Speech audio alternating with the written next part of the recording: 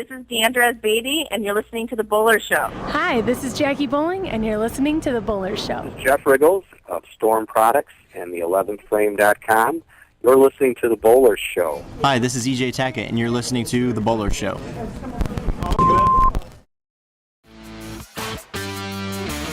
Welcome to The Bowler Show, featuring interviews with the biggest names in bowling today. Tonight, we're joined by former collegiate standout and multiple gold medalists for both Junior Team USA and Team USA, PWBA member Amanda Vermilyea, Bowler's Journal editor Gianmarc Manzione, former collegiate standout and PWBA member Taylor Bulthuis, Usbc Public Relations Director Matt Cannizzaro, and PBA legend and Hall of Famer Parker Bohn III. And now your hosts, David the Waswo and myself, Luke Rosedal. All right, welcome one, welcome all to the Bowler Show. My name is Dave Waswo. I am your host for the next 2 hours of bowling coverage here in the Luke Rosedal. Do we have a name for the studio yet, Luke? I just call it the studio. It sounds better than the basement. This is we need a sponsor for the studio. Yeah, that's our next goal. But Luke is my co-host, and Luke and I have a good show here. We took a little time off here for Easter and some other little bowling projects, and we're back on the air here, and we're glad to be back. Of course, each and every week, our show is sponsored by Storm Bowling. They're our title sponsor of the Bowler Show. We're also brought to you by S&H Custom Homes, Double J's Pro Shop, BobbyJacksons.com, Cool Wick, I Am Bowling, Turbo Grips, Bowler's Mart, and SRGBBFS. Yeah, I got it. Finally got it down. And we took a couple of weeks off, and I tried to memorize that. That was my goal during that time, Luke. So I hope I impressed you with that. So today's show also is produced by Angel Rosedal, and any technical difficulties we will blame on her.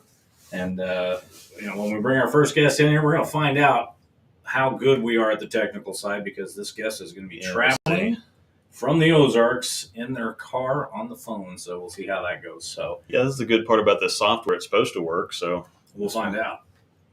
Luke, anything going on in the last couple of weeks here in the bowling world? I know there's been all kinds of fun little there have been a few things, controversies and stuff like that. But let's stay on the positive side. Inbox has been a little full, but yeah, we got some new products to talk about. I don't know how you do it, so I would be clicking all of those off and making people ask the appropriate people rather than you. But you were a better man than I. So as you said, there's a couple of new products out, stuff that I'm not great at. And I know you covered a couple of them on your show with Jonathan Haws, the Breakdown Pair on Wednesday. But take a moment, let's talk about the Storm Chamois and the 4K Fast. Yeah, so we got a few things. We got and there's also a Roto Grip one that we just got one of those in. So this is our new Premier Chamois. It's leather stitched, and it's got a rubber back on it. So this is a whole lot. Hold more fingers up there than this. But no, this is something that's. I've had a few of the overseas chamois that are kind of this similar design, different shape, but it's a similar design. The kind of rectangular ones we have right now are pretty good, but they don't last that long before you have to wash them, or before they start wearing out a bit. These, or stack them up in the bottom of your bag. So that's news to me. It helps out. These last quite a bit longer, so they're a lot more durable. They're just very nicely made. Yeah, they're really sharp, and so it's I really like this design. Plus, it just it fits your hand kind of nice and naturally. So it's that's pretty cool. We've also got another new product in a belt. People have been noticing the belts I've been watching, or the belt I've been wearing on the videos, and asking me about it, and it kind of got discontinued. But the thing that they were doing is they didn't discontinue it because it was bad. They were redesigning it, kind of. So this is our new Storm belt. This is one of those kind of one size fits all. You just kind of measure, cut the end off of it, and then you... No comments, please. Yeah. Some people will have to cut the ends off of it. Other people will be just fine with it. And the buckle now, the problem with the previous one is the buckle was plastic, and so it was kind of breaking on some people. This is metal now, so you cut the end off the belt. It's got some teeth in it, so you just it's pretty easy assembly. Then, of course, we've got the Zen Soul announced. It's a hybrid Zen. It's releasing on May the 27th. I should have a video up the 6th. I can put videos up 3 weeks before release date. It's a hybrid Zen, so it's got the same cover stock as the Zen and the Zen Master. It is 2 parts pearl, 1 part solid, so it'll probably be a shade closer to the Zen than the Zen Master, but there's quite a bit of difference between the two to begin with. So we'll see what happens with that when it comes out. And then the other thing that we've been talking about that's come out here recently is the 4K fast finish. So everything that was factory polished is now coming out at 4K fast. So they're not using any compound, any kind of polish on it. It's the actual ball cover stock that's touching the lane. Plus, at the same time, they got a video out about it on the Storm Bowling YouTube channel, and so you can go check that out. So it's going to be a whole lot easier to replicate the factory finish too. That's another big thing that people have. If you like it out of the box, it's been kind of hard, especially with the polish, to replicate that factory finish. Now they actually have the process outlined, and so it's a whole lot easier to get the ball back to the factory reaction than it used to be. So, and I've seen balls that say on the box 2,000 that look like they're 500 chalk, and some that look like they're 4,000. So. Yeah, and that's the other thing too. There's a lot of people that will just, no matter what the surface is, they'll just reset it to begin with, because it is hard to replicate factory surface, and depending on where they're at in the products that they use to surface the balls with, yeah, you could have some that come out a little extra glossy, or you could have some that come out a little bit rough, or a little bit less rough, than a little bit smoother than they're supposed to be. So okay, so before we get too far away from the belt, maybe in the chat, maybe Angel can get in there and ask the question: who wears the belt better, Matt McNeil or Luke Rosedal? probably Matt. So we'll see how that works out. Yeah, we're going to talk to Amanda a little bit about the good lefty. Speaking of Matt McNeil. Yeah.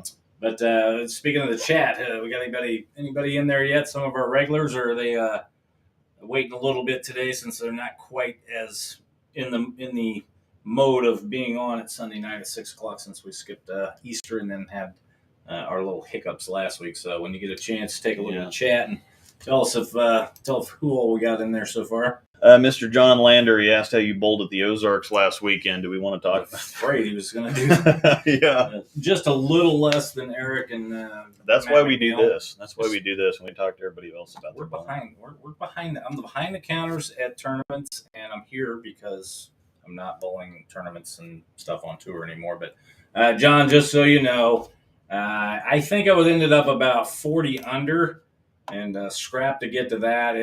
It was just kind of a strange year. The shots still pretty much the same it is every year. I thought Sunshine had a little more hold to the right. I've heard Sunshine's a little bit easier this year than it has been, which saying that it's easier is The scores are kind of higher, hilarious because the scores are higher. Scores are higher. Sunshine's ever easy. And I thought you could play the gutter, and we did at the start, and I thought I had a great look, and my team didn't find the same thing. And then by the end, it was messy anyway. So I think it was probably 1160-ish doubles and singles and 6-0 for team, I believe. So not great, John, but we had a great time down there. I ended up being the de facto captain, so for 4 teams. So that kind of cuts into your fun and your. I guess I could blame a little on that, but that's certainly not the case. So. It's really Adamski's fault. That's kind of the normal thing. Can we just blame him for everything? Yeah. He was out gallivanting across the world while I was doing all the work, as usual. But with that, Luke, you got anything else before we bring in our first guest? Nope. I think we can just hop in here and see if the technologicals are going to work. So. Is she hiding in the queue there? Yeah, well, she's not hiding, but she's here. So I'll go ahead and pull her on. And all right, let's go ahead and give her a proper introduction. She's an All-American from Nebraska, and she's going to bowl a few events here on the PWBA's tour. She's got a great story we're going to talk to her about. She was on the way back from Ozarks right now on the road. Her name is Amanda Vermilyea. Amanda, welcome to the Bowler Show. Hi, thanks for having me. Can you hear me okay? We can hear you just perfectly. Perfect. I'm glad this is How's the trip going? good. It's going good. I'm happy to be here.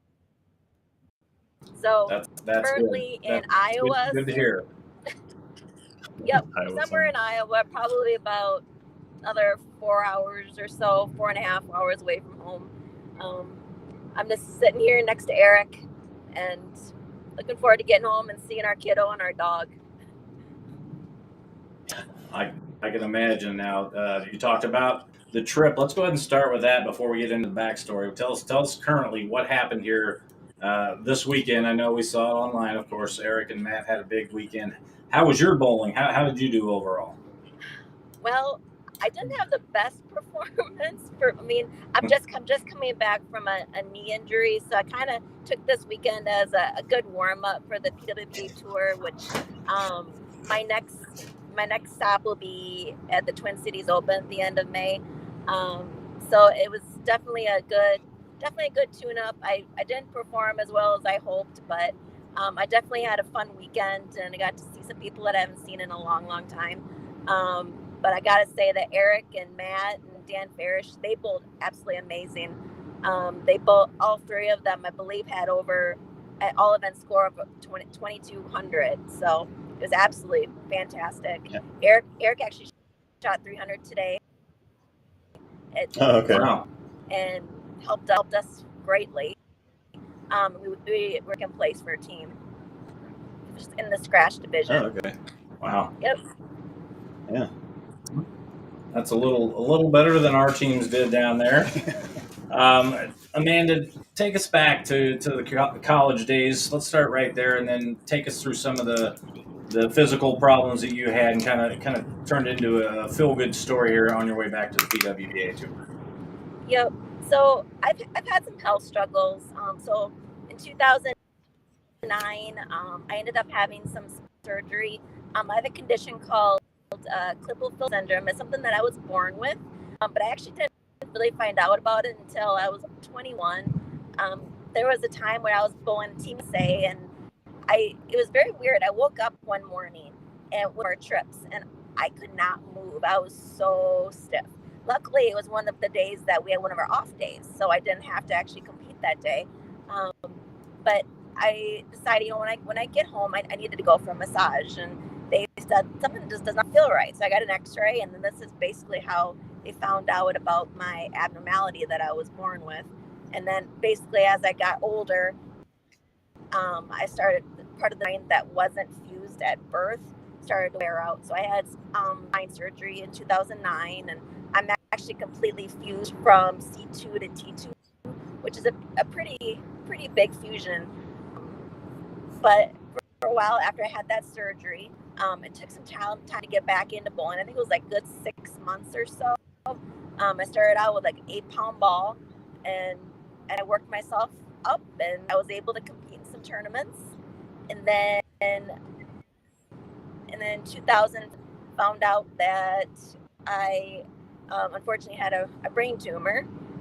So I definitely have had some health struggles, but I'm working it out.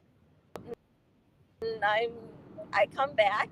My goal before I'm officially done with bowling, I want to win a PWBA title. So that's why I'm here, and I still work. I work as hard as I can, and I find ways to be able to pull through it. So. And you talked about your finish last year at the Twin Cities, obviously close to home, top 12 finish, and you're wanting to do even more. How much are you going to get to bowl this year on the PWBA tour? This year, I'm only able to bowl 2. I'm actually starting a brand new job. I'm really excited about. This is actually going to be my last week in my current position, and I'm starting a new position as an executive assistant supporting an SP for a company called 3M that's located in Minnesota. So it's going to be harder to be able to bowl more stops. And then I'm also coming back from a knee injury, so I'm building up my stamina. So I'm really only able 2 events, which is the Twin Cities Open and then the Striking Against Breast Cancer Mixed Doubles, which also people know as the Lucy, that's held down in Houston, Texas, which is at the end of July. I get to bowl with Tom Smallwood, which he's an amazing guy, like probably the nicest guy you would ever meet. So I'm very, very thankful to have him as my partner. Well, that's awesome. And going back to your time in Nebraska and with Straub, did you have thoughts then, obviously, with the LPBT tour going away? Did you ever think, hey, I would love to have the tour back so I could go out and bowl then? Oh, definitely. I mean, I would have loved. Yeah, I would have loved to have been able to go out on the tour after college, but yeah, like you said, it wasn't there when I got out of college. So I was very fortunate to be able to get a job right at college, which was actually with the United States Bowling Congress. I was able to stay with the sport. I have to thank Kevin Dornberger for that.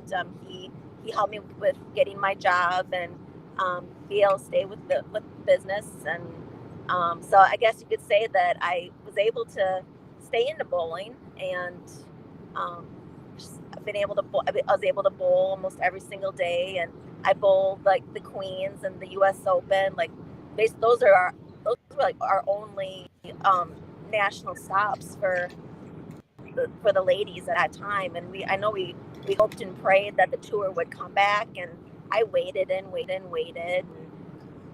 by the time it did come out, that's when my health struggles came about. So I know I was just determined to get better and get stronger, so I'd have the opportunity to be able to bowl tour stops. Yeah, when people watch you, they know right away that you went to Nebraska. Obviously, Bill Straub teaches the push away. Tell us a little bit about his influence on your bowling and how horrible it was to be with him at Nebraska. So I have to say that Coach Straub, I mean, he can be with his height, and people know how like short I am. When I first met him, I was a little nervous talking to him just because he's so tall, and I mean, but honestly, he's just like a big teddy bear. And then my years there, I could really go to him for anything. So I thank Coach Straub every day. I mean, I had the best college education at Nebraska. I mean, I had all the tutors that I needed. I learned a lot. I grew as a person going to Nebraska. I overall had the best college education possible. So, I mean, I thank Coach Straub for recruiting me and bringing me to Nebraska. All right, and you talked about your coach. Who are some of the players and bowlers that you bowl with at Nebraska that we might know? Yeah, I was actually able to bowl with Lindsay Baker, now it's Lindsay Boomershine, as Adrian Miller. There's Jamie Martin. There's Carla. There's Shannon Pluhowski. Can't forget about Shannon. She was a rock star. She was our leader. When I first got there, she was our leader. We could look up to her, and she was our anchor. I mean, we knew if we needed a strike, she was going to strike. There was no doubt in our mind. I mean, all of us players were, I mean, we were all very, very good. And people would say that if for some reason we could actually all be in the anchor spot, but we were all very, very good. And I had wonderful teammates. We supported each other. We were good. So we were able to. We were actually the very first NCAA champions in 2004, and then we came back in 2005, and we won the national championships then as well. So it was pretty cool. Yeah, that is pretty cool. And then just on a personal level, I really love watching you bowl. I love you got some little extra gyrations in there, and when you watch it, once you get to the line, everything is in form and you're perfect at the line. But you got some fun stuff going on. Is that all natural? I know Coach Straub worked with you with the push away, but the rest of you. It kind of is. You know, the one thing that I learned from Coach Straub is how I finish at the line is to stay down at the line and not pop up. Because I learned that by just the finish at the line, because you want to watch the ball and how it hits the pins. You don't want to pop up. I guess I could thank him just for the way how my finish is at the line. I guess people tell me that I'm very solid at the line. I know I have a lot of movement in my backswing. I guess I've always had that. It's almost like a figure eight. I've had that since I was just a young kid. guess that makes me unique, but there's a lot of things that I learned from Coach Straub, and one of the biggest things that I thank him is how I finish at the line and being able to stay down and stay put and just being able to watch how the ball rolls, how it finishes at the pins. All right, we're speaking with PWBA professional Amanda Vermilyea on her way back from Ozarks back to Minnesota. I hate to do this, but take another moment if in case people missed it at the first. Tell us a little bit about Eric and Matt's weekend. Oh, yep. So they bowled absolutely amazing. Both of them shot 2,200 all events. Matt shot 300 yesterday. Eric shot 300 today. And then they had a 1585 for doubles, and they're currently leading at the Ozarks for doubles. It was fun to watch. So they had a great weekend. Yeah, I think anytime you go to Ozarks and you can see your name on of course, you have to see it in pictures later, but anytime you get your name up they have those boards when you walk into the south entrance of Enterprise, and they have those gigantic boards there just to the left of the entrance where you see the top 10 for everything. And just to get your name on one of those boards, period, is a pretty cool experience. But to be near or at the top of those boards is because it's such a big tournament. It's been going for such a long time. There's so many people that go there. I mean, the tournament runs for 4 solid months. So it's just very cool to do well there. Now going back to what we were talking about your form, that's exactly what I was gonna pop in and say, is that you're so solid at the line. There's a lot of people that think that you've got to almost you got to grab the ball and you got to try to throw it hard and whatever else. But like you said, you're not very big, and you still get a really good amount of speed and rev rate on the ball. You get a lot of power on the ball, but you don't get that from kind of like, just grabbing everything and whatever. You're solid, but you're very smooth. You're very firm and confident at the line too. That's another thing, is you got to just let the ball go. That's exactly it. Yep. Yeah, and so that's another. I like watching you for that reason too. Now going back to you do have quite a few accomplishments. I like to do this. I like to go on the professional pages, and of course, you were like so many of the women from generation, I guess. The tour had just gone away right before a couple of years before you get out of college, and so you didn't really have. If you go onto your PWBA profile, there's not a whole lot there of PWBA stuff, but you just didn't have it to bowl. So it's not like going and looking up Liz Johnson or Carolyn Doran Ballard or anything. However, you've got a lot of other cool stuff on here too. You won 2 NCAA bowling championships. You were the Alberta Ecro Star of Tomorrow winner.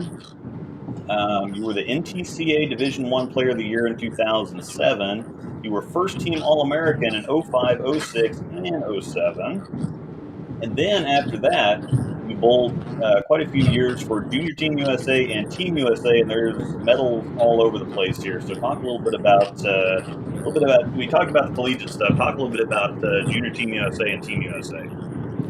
All right, yeah, I was very lucky to be able to travel around the world with Team USA. I probably will have to say my most memorable would have to be my first year, probably going to Amsterdam. That was in 2004. It was for the World 10th, and we ended up not winning. We got second, but it was actually my very first time competing with Team USA, and that's when I first felt how it really felt with having USA on the back, and feeling that how special it really was, and how much I wanted to, how fortunate and how lucky I was to be on that team. So that's like the most memorable and trip that I had, and I had my parents. A lot of the parents of my teammates were there too. And it was overall just very, very special on that trip, and I'll just never forget it. And we ended up going to walked around the red light district. That was quite interesting. And the food was interesting too. I loved the French fries, and I had a lot of Ben and Jerry's ice cream there. But and we drank. It was called Coke Light. They didn't have like Diet Coke, but it was called Coke Light. It was pretty good though. Huh. All right, so for going forward here, how has all your surgeries and things changed? How much did you have to relearn some stuff? Because obviously you have something like that, you have your spine fused, and then you have to take time off, and then again you're talking about a knee injury you just had. How much did you have to either relearn or learn differently or change to kind of get around some of this stuff? Like when I had my spine fusion, before that, my way used to be very long and really, really jerky.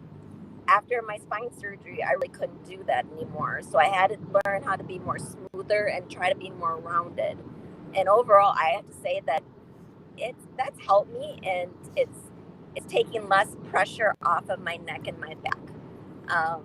So I would say that's making me become a better bowler, a smoother bowler.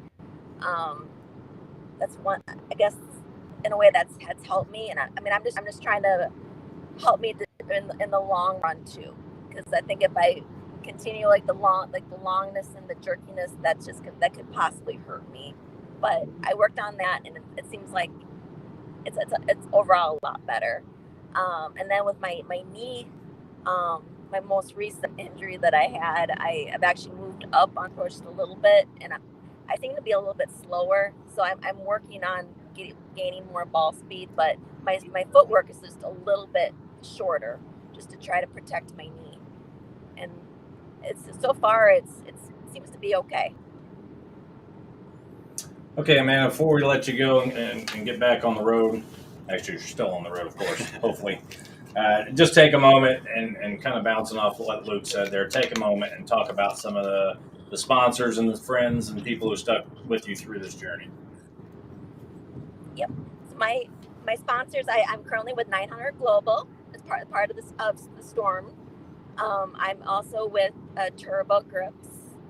And I'm also with Chameleon Sportswear, who gives me the best jerseys and squirts and jackets around.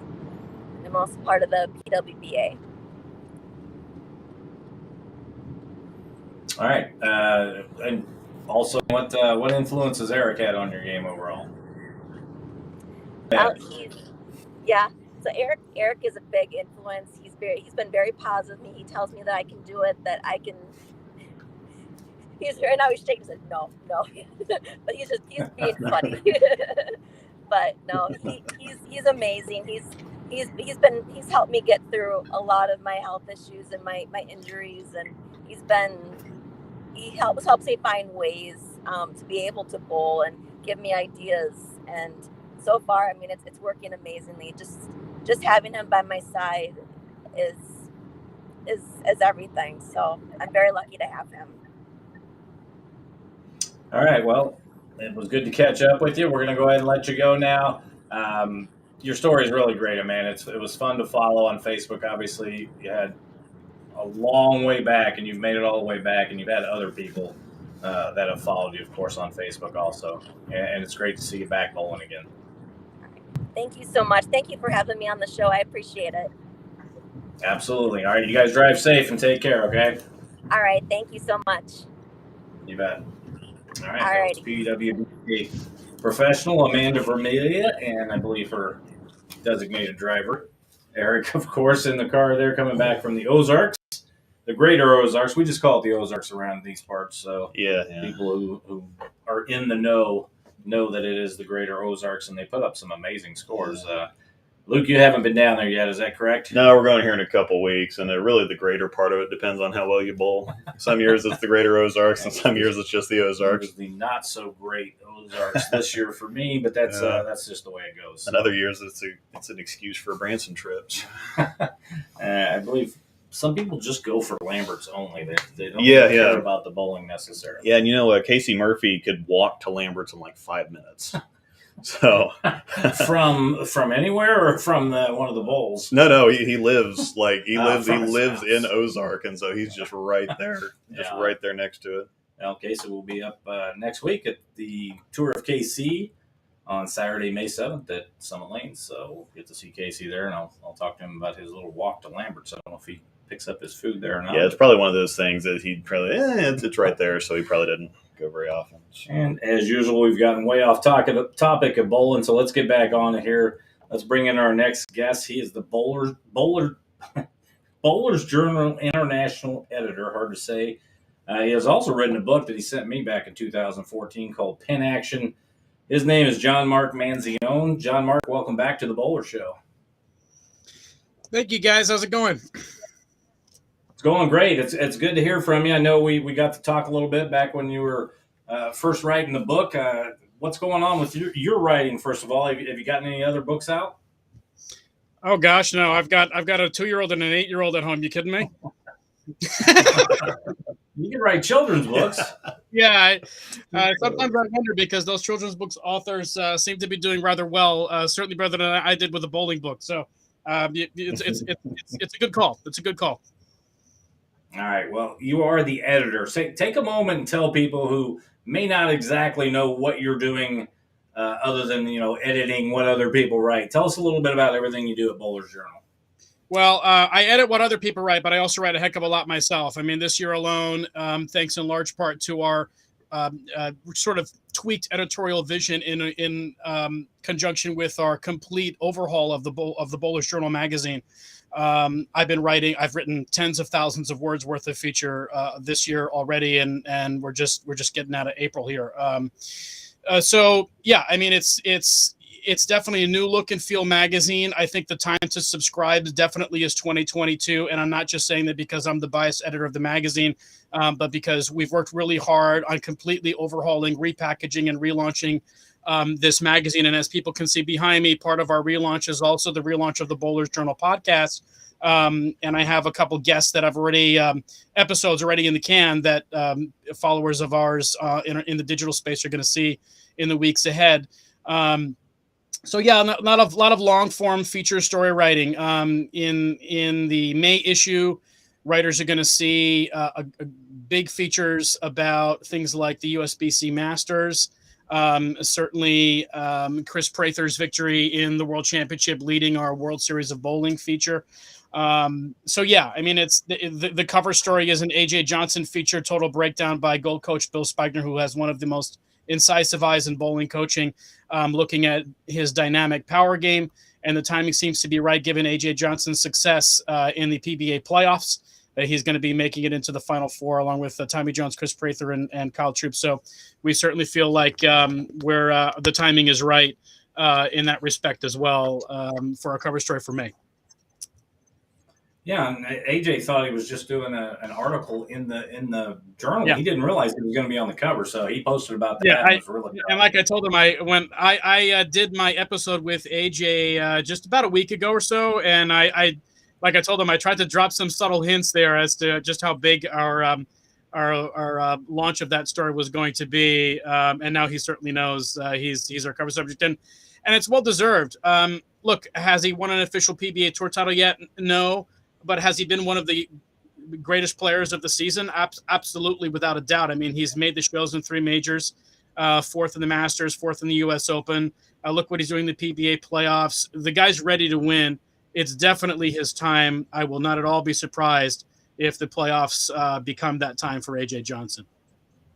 Yeah, and he made a big change year and a half ago where he toned down the power just a little bit, and it's made all the difference in the world. And like you said, he's going to break through here soon.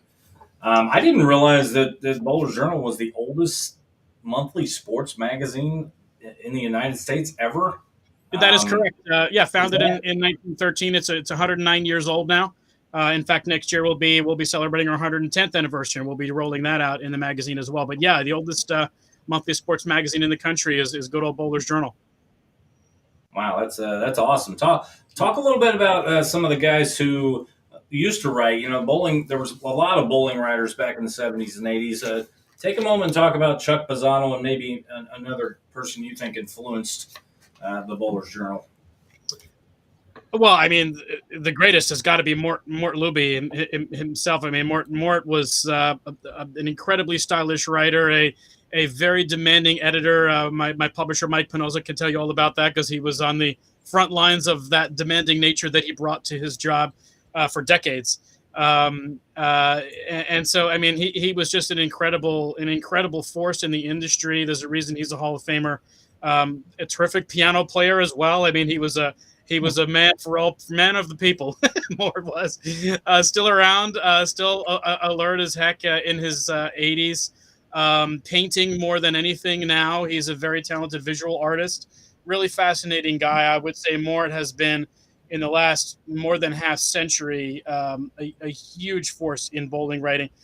Certainly Bob Johnson, USBC and PBA Hall of Famer now, has told over the years some really wonderful stories in the magazine.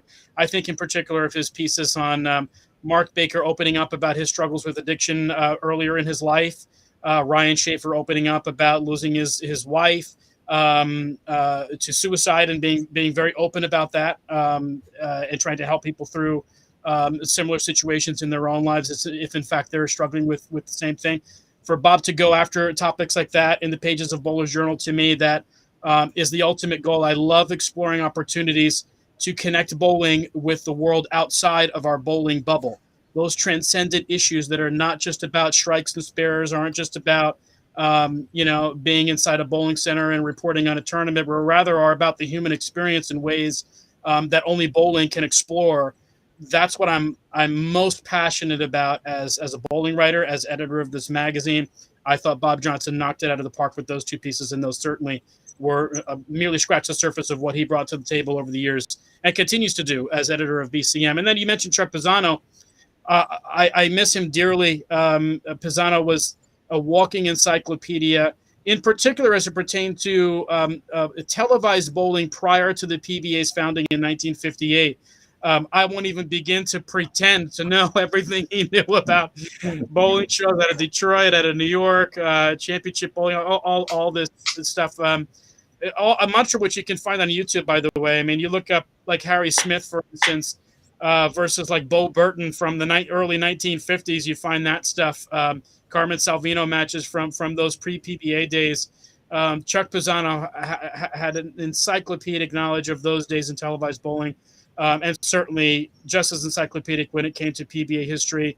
And for that reason, he is a sorely missed presence on the bowling scene. I would say those three guys have contributed a great deal. Now, we still have bowling writers hammering out features now. I mean, I have Gendorf, who's literally been writing for Bowler's Journal since before I was born. I'm exaggerating. I have the stories prior to my birth that he wrote for Bowler's Journal. I have printed them in my office here. And he's still going strong. He's working on a feature now about the first year of the high roller. We're going to be in the June issue of Bowler's Journal. I'm really excited about that deal.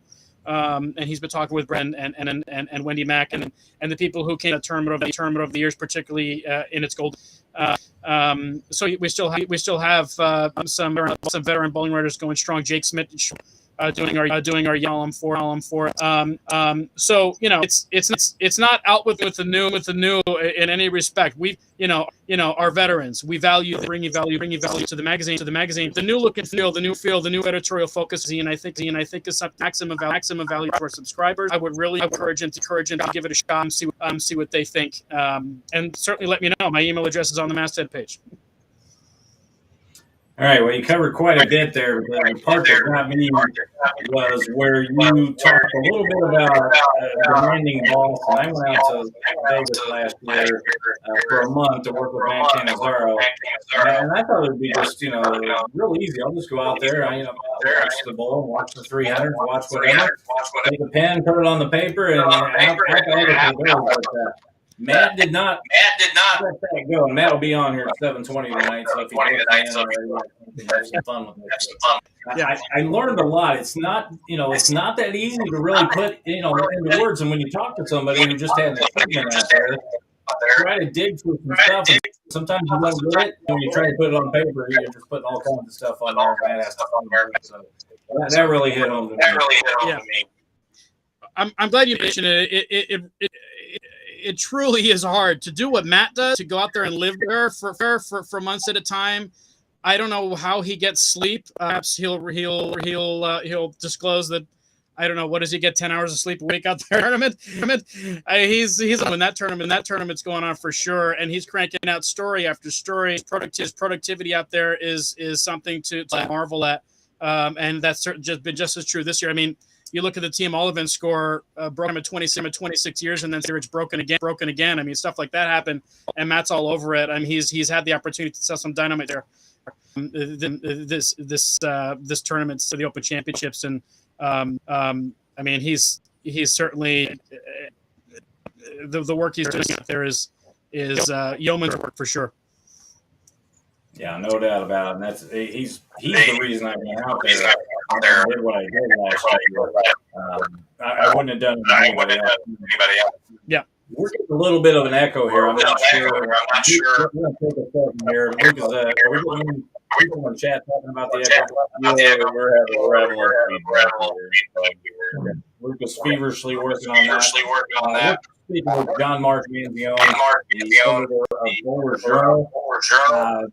Gianmarc, you talked a little bit about how you started as a journalism major, I believe, at college. When did that relate to bowling? When did that kind of intermix? I was a double undergraduate in philosophy and English. As an undergrad, I decided to go to grad school to get an MFA degree in the field of creative writing. But I had been about bowling since I was 9 years old. I bowled at high school. I bowled for Xaverian in high school. A teammate of mine was Michael Martell's dad, Striani.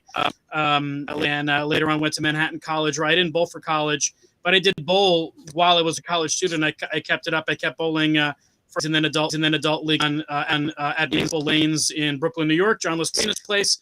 When I got out of grad school, I started to think about what would be to cover. How could I bridge this connection? This creative writing degree that I got, my interest in the written word and my love of books with bowling. And I ended up reaching out to Jim Dressel, who was the editor of Bowler's Journal at the time. This was around 2004. Sent him a story that I wrote about a PBA regional that had Fort Pierce, Florida, just to show him what I was thinking about in terms of what I'd like to bring to the table in bowling. And he didn't have to. He could have just as easily this correspondence from someone out of the blue. He knew who the hell it was.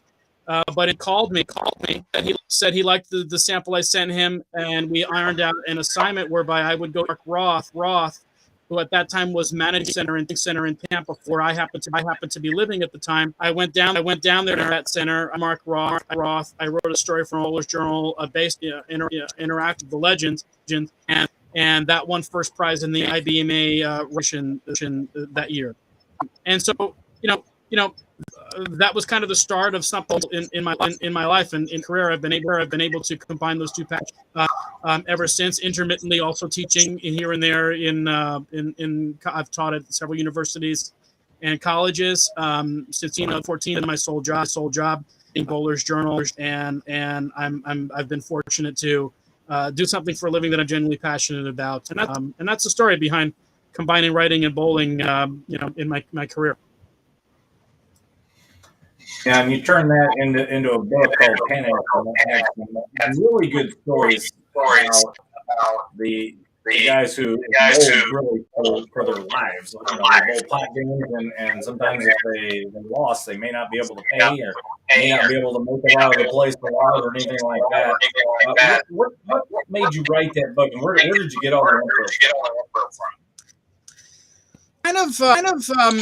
I feel as though I turn into like an investigative reporter with that book, because once I fell in love with the salty old telling stories for the action bowling days in 1960 and 1950s in New York City, to some extent the 70s too. That whole mid 20th century ethos that flourished in the underground seedy, skilled bowling centers of New York City at that time.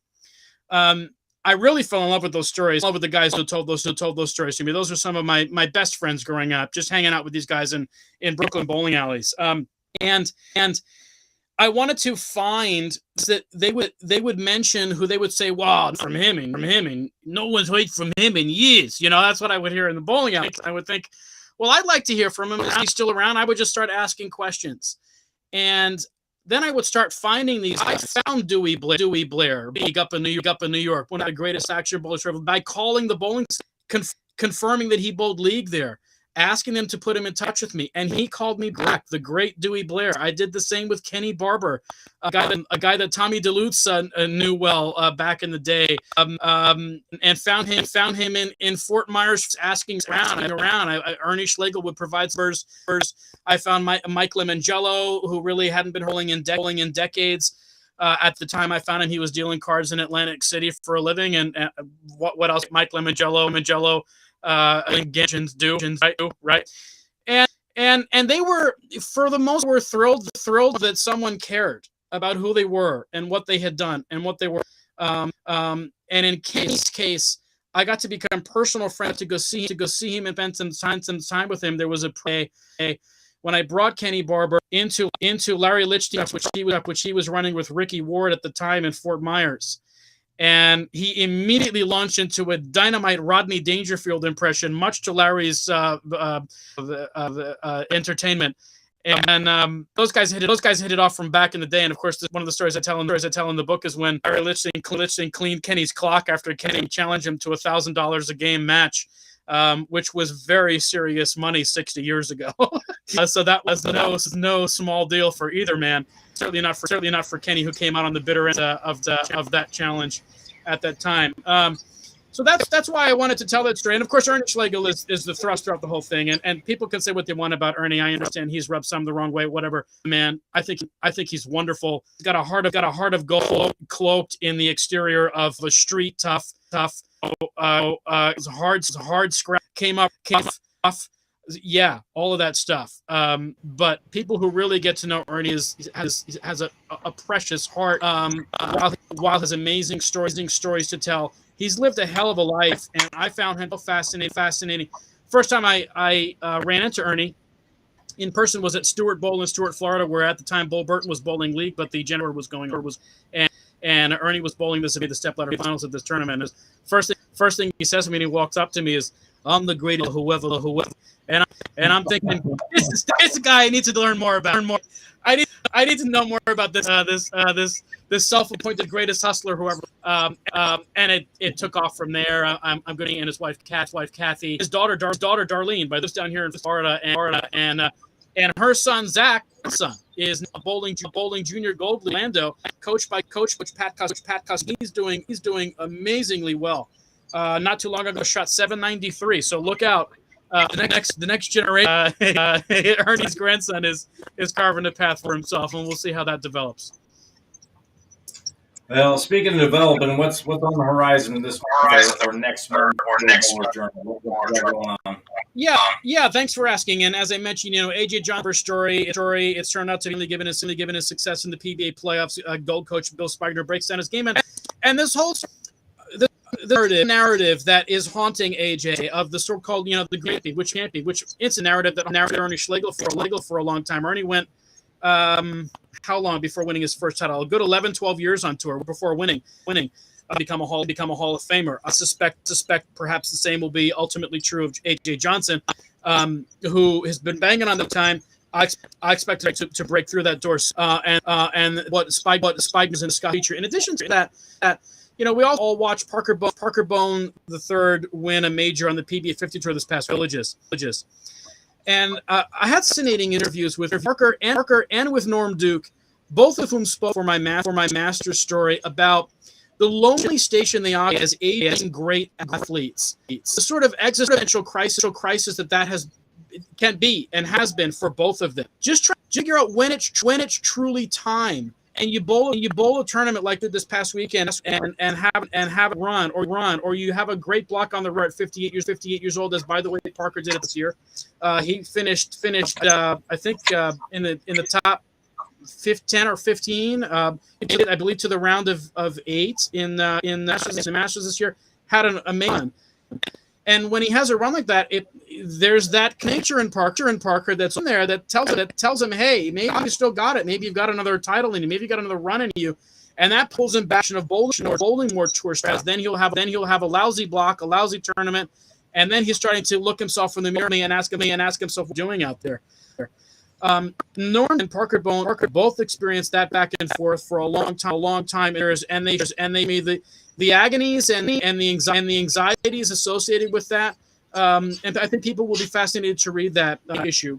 One of the things I want to highlight with regard to May, Brent Bowe, wonderful story. He talked for my master story about, he finished 6th at the Masters this year. This is a guy who was on Junior Team USA, and he was diagnosed with scoliosis when he was more in high school. And did ever make you feel like you weren't going to be able to bowl anymore? After he had spinal fusion, much like Amanda Vermilyea, by the way, who experienced some similar injuries and remedy. And absolutely not. He doesn't think that way. It never crosses him. He will never quit. He's a really gritty guy. I think he tells a fascinating story in his own right that people will encounter in the May issue. One more big feature in May is a wonderful kid named Brady McDonough. We have a writer out of the Dallas area named Peter Warren covering that feature for us. He went and spent this diminutive statured, long red-haired kid out of the Dallas-Fort Worth area who's gone on to so to speak on morning Bolteis their science, and he's done some hilarious stuff for them. He's a great bowler. He loves the sport. He's a science nerd, a man. It's absolutely fascinating kid, and a lot of time with him for that feature. Got some great photos as part of a shoot in association with that feature. That's the kind of stuff that we in the relaunch bowler. This is a kind of long, in-depth storytelling, delivering to our subscribers. And again, for these reasons, I think it's time. If you've been holding out or wavering as to whether or not to subscribe, now's the time more than any other to give us a shot and see what you think. All right. Well, you have told us many reasons why you should subscribe. Tell us how do people subscribe? What's the best way to do that? They can simply go to Bowler's Journal, /subscribe and take it from there. It'll walk them through the process. All right, Alex. Awesome stuff. It's good to catch up with you. I know we talked a few years ago, and actually I wanted to thank you for covering the Bolteis versus the Waswo event in 2018. Absolutely. Some good pictures for you. You guys did a great article in there. Oh, thank you. We had a lot of fun with that event. The 2 kids we did that for weren't doing very well at the time. Let's put it that way, and ended up raising $1,000 for them. So we appreciate your coverage on that also. Yeah, absolutely. And I want to mention, anytime you get wind of a tournament, Bowler's Journal, that reason we have previously. That bug in my ear. I absolutely want to hear from you. That's another thing that I'm really striving for, to really find the kinds of tournaments that have eluded Bowler's Journal's notice, but really shouldn't. And I want to correct that. I'm really passionate. So please reach out if there are any tournaments that fit that bill. Will do, and I will never reach out to write for you because that's just not my milieu. Let's put it that way. I can do the stuff. I can watch it, and I can talk a little bit about it here on the show. But putting pen to paper is not my job, and that's why we have guys like yourself and Matt Cannizzaro on the bowling. All right, anything I can do, my friend. I appreciate it. All right, you have a good night. We'll catch up some more later. So once again, thank you very much, Gianmarc. Good to see you again. Likewise. All right, that was the Bowler's Journal editor, Gianmarc Manzione. And Luke, we had a little bit of problem there. I don't know exactly where it came from. You probably know a little bit better than me. Yeah. I'm not sure who was hearing the echo and who wasn't. Yeah, the echo cancellation wasn't functioning too well. So, well, let's cancel that interview for now. Let's move on, and let's take a moment. Let's take a commercial break here, when you and I can take a breath, and we'll see you on the other side. Bobby Jackson's Trading is the place to sell all your unwanted precious metals, including broken gold and silver jewelry. They also buy old silver and gold coins, so check them out for all your buying and selling needs. Also, did you know that Bobby Jackson's Trading pays top dollar for your unwanted gift cards? You know, the ones your grandma got you for Christmas? Bobby Jackson's Trading is located on 23rd Street, just one block east of Noland Road in Independence, Missouri. They're open 7 days a week. Check them out at bobbyjacksons.com or give Bob Foster a call at 816-463-1919. That's 816-463-1919. All right, one of our great sponsors, Bob Foster with bobbyjacksons.com. And if you're in the Kansas City area, Luke, I know you're a little ways away, so you probably won't be able to do this, but Bob runs a great league, a summer league. They've got 96 people already signed up. You bowl with 3 people, but you bowl as a single, and you're bowling every night as a single, and you end up bowling bracket after that if you make the top 32. And it's just a great league, and he pays out very well. And The Bracket Madness League, I yes, think. And you get a belt. Speaking of belts, you Yeah. get this giant wrestling belt that you get to put on in each week.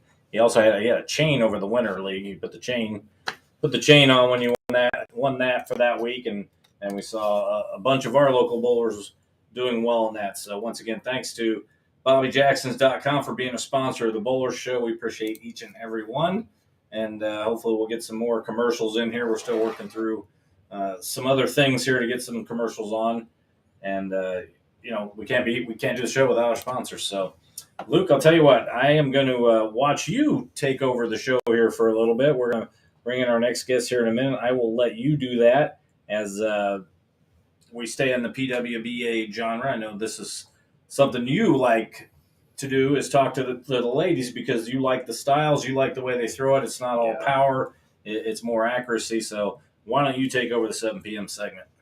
All right, so we are going to welcome in now. I think she's ready to go. So this is Taylor Bulthuis. She bowled for Weber and is currently out on the PWBA tour, getting ready to start here next week, I believe. So everybody, welcome in Taylor Bulthuis. Hi, everyone. So I think we can hear you and you can hear us. Hopefully. I can hear you guys. Can you hear me okay? Okay, yep. Cool. All right. So one of the first things here, we'll talk a little bit about college. College is a very, very interesting, different experience. I think it's unlike anything else anyone will experience in the bowling world anywhere. You bowled for Weber International, so tell us a little bit about that to get started. Great. Weber, all I can start with saying is that Weber kind of changed my life. Getting to work at the training center, by the way, one of the best in Lake Wales, Florida, with the coaches that we have and the technology that we had as a program was amazing. It's just not something that you find in every school. So we were very blessed and very lucky to have access to what we did. Having a ton of coaches there, right? We just had a few. So we always had someone to work with, whether it was, during an official practice or not. Just being able to have a facility like that where you knew you had somewhere to go. You didn't have to worry about, open bowling on either side. We can put patterns out when we needed or wanted, or when we were working on something. I just think that was one of the greatest things that I could have decided on when it came to college bowling. Not only that, but the environment and the people. I've been in Florida my whole life. I've been around Kegel since I was a kid. Also, my sister, did some of the camps that they had. So we've just been around Kegel and that family for a really long time. So there was no better decision when I decided to pick a school that I would ideally pick something that I've been around my whole life. And getting to work with Randy, he'll always hold a special place in my heart. And he just changed so many things for me, including me as a person, going from who I was to when I left college, 2 completely different people, which I couldn't be more grateful for. And also winning a national championship with them, can't ask for much more than that coming out of college. So definitely an experience that I recommend for anyone thinking about bowling for school. Look into what program you're picking and pick something that's going to work best for you. When I was deciding, bowling was one of my top priorities, just knowing coming out of school that it was going to be something that I wanted to do. But I never dug myself a hole because I also got to pick my career that I was going into. So, I killed two birds with one stone there, and definitely was a win-win for me.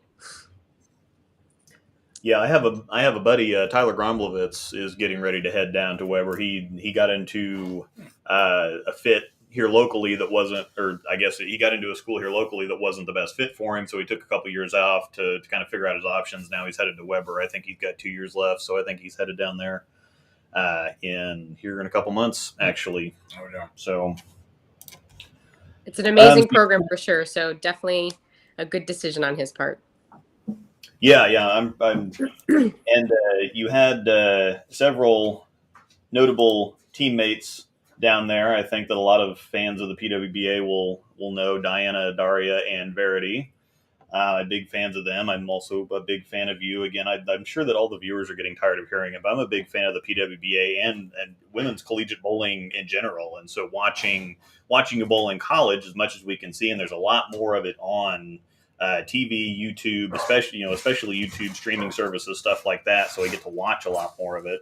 And so seeing everybody kind of grow from collegiate to figuring out the PWBA and all that is quite a bit of fun. So you also have something and I like to do this. I like to get on the player profiles here and give people some information that they may not know. You also won the 2017 USBC Women's Championships Diamond Singles.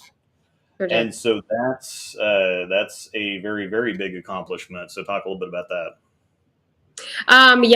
Right out of school, there's actually a big story on that. After coming out of college in that building,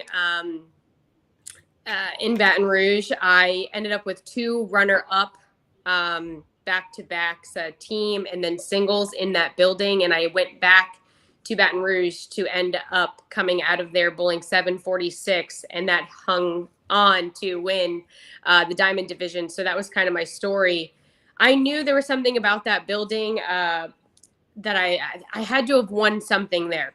There just was something that kept bringing me back there. And then when I got there and made the show for singles, made the show for team, and then knowing that we were coming back for the women's championships, it was, I couldn't really describe it, but the feeling was I'm not leaving here without doing something great, especially with 2 second place finishes. So coming back there to bowl as well as I did in the Diamond Division and have 746 hold up to win was pretty cool. That's also definitely a prestigious event in my eyes, just because it goes on for so long. So many people bowl it.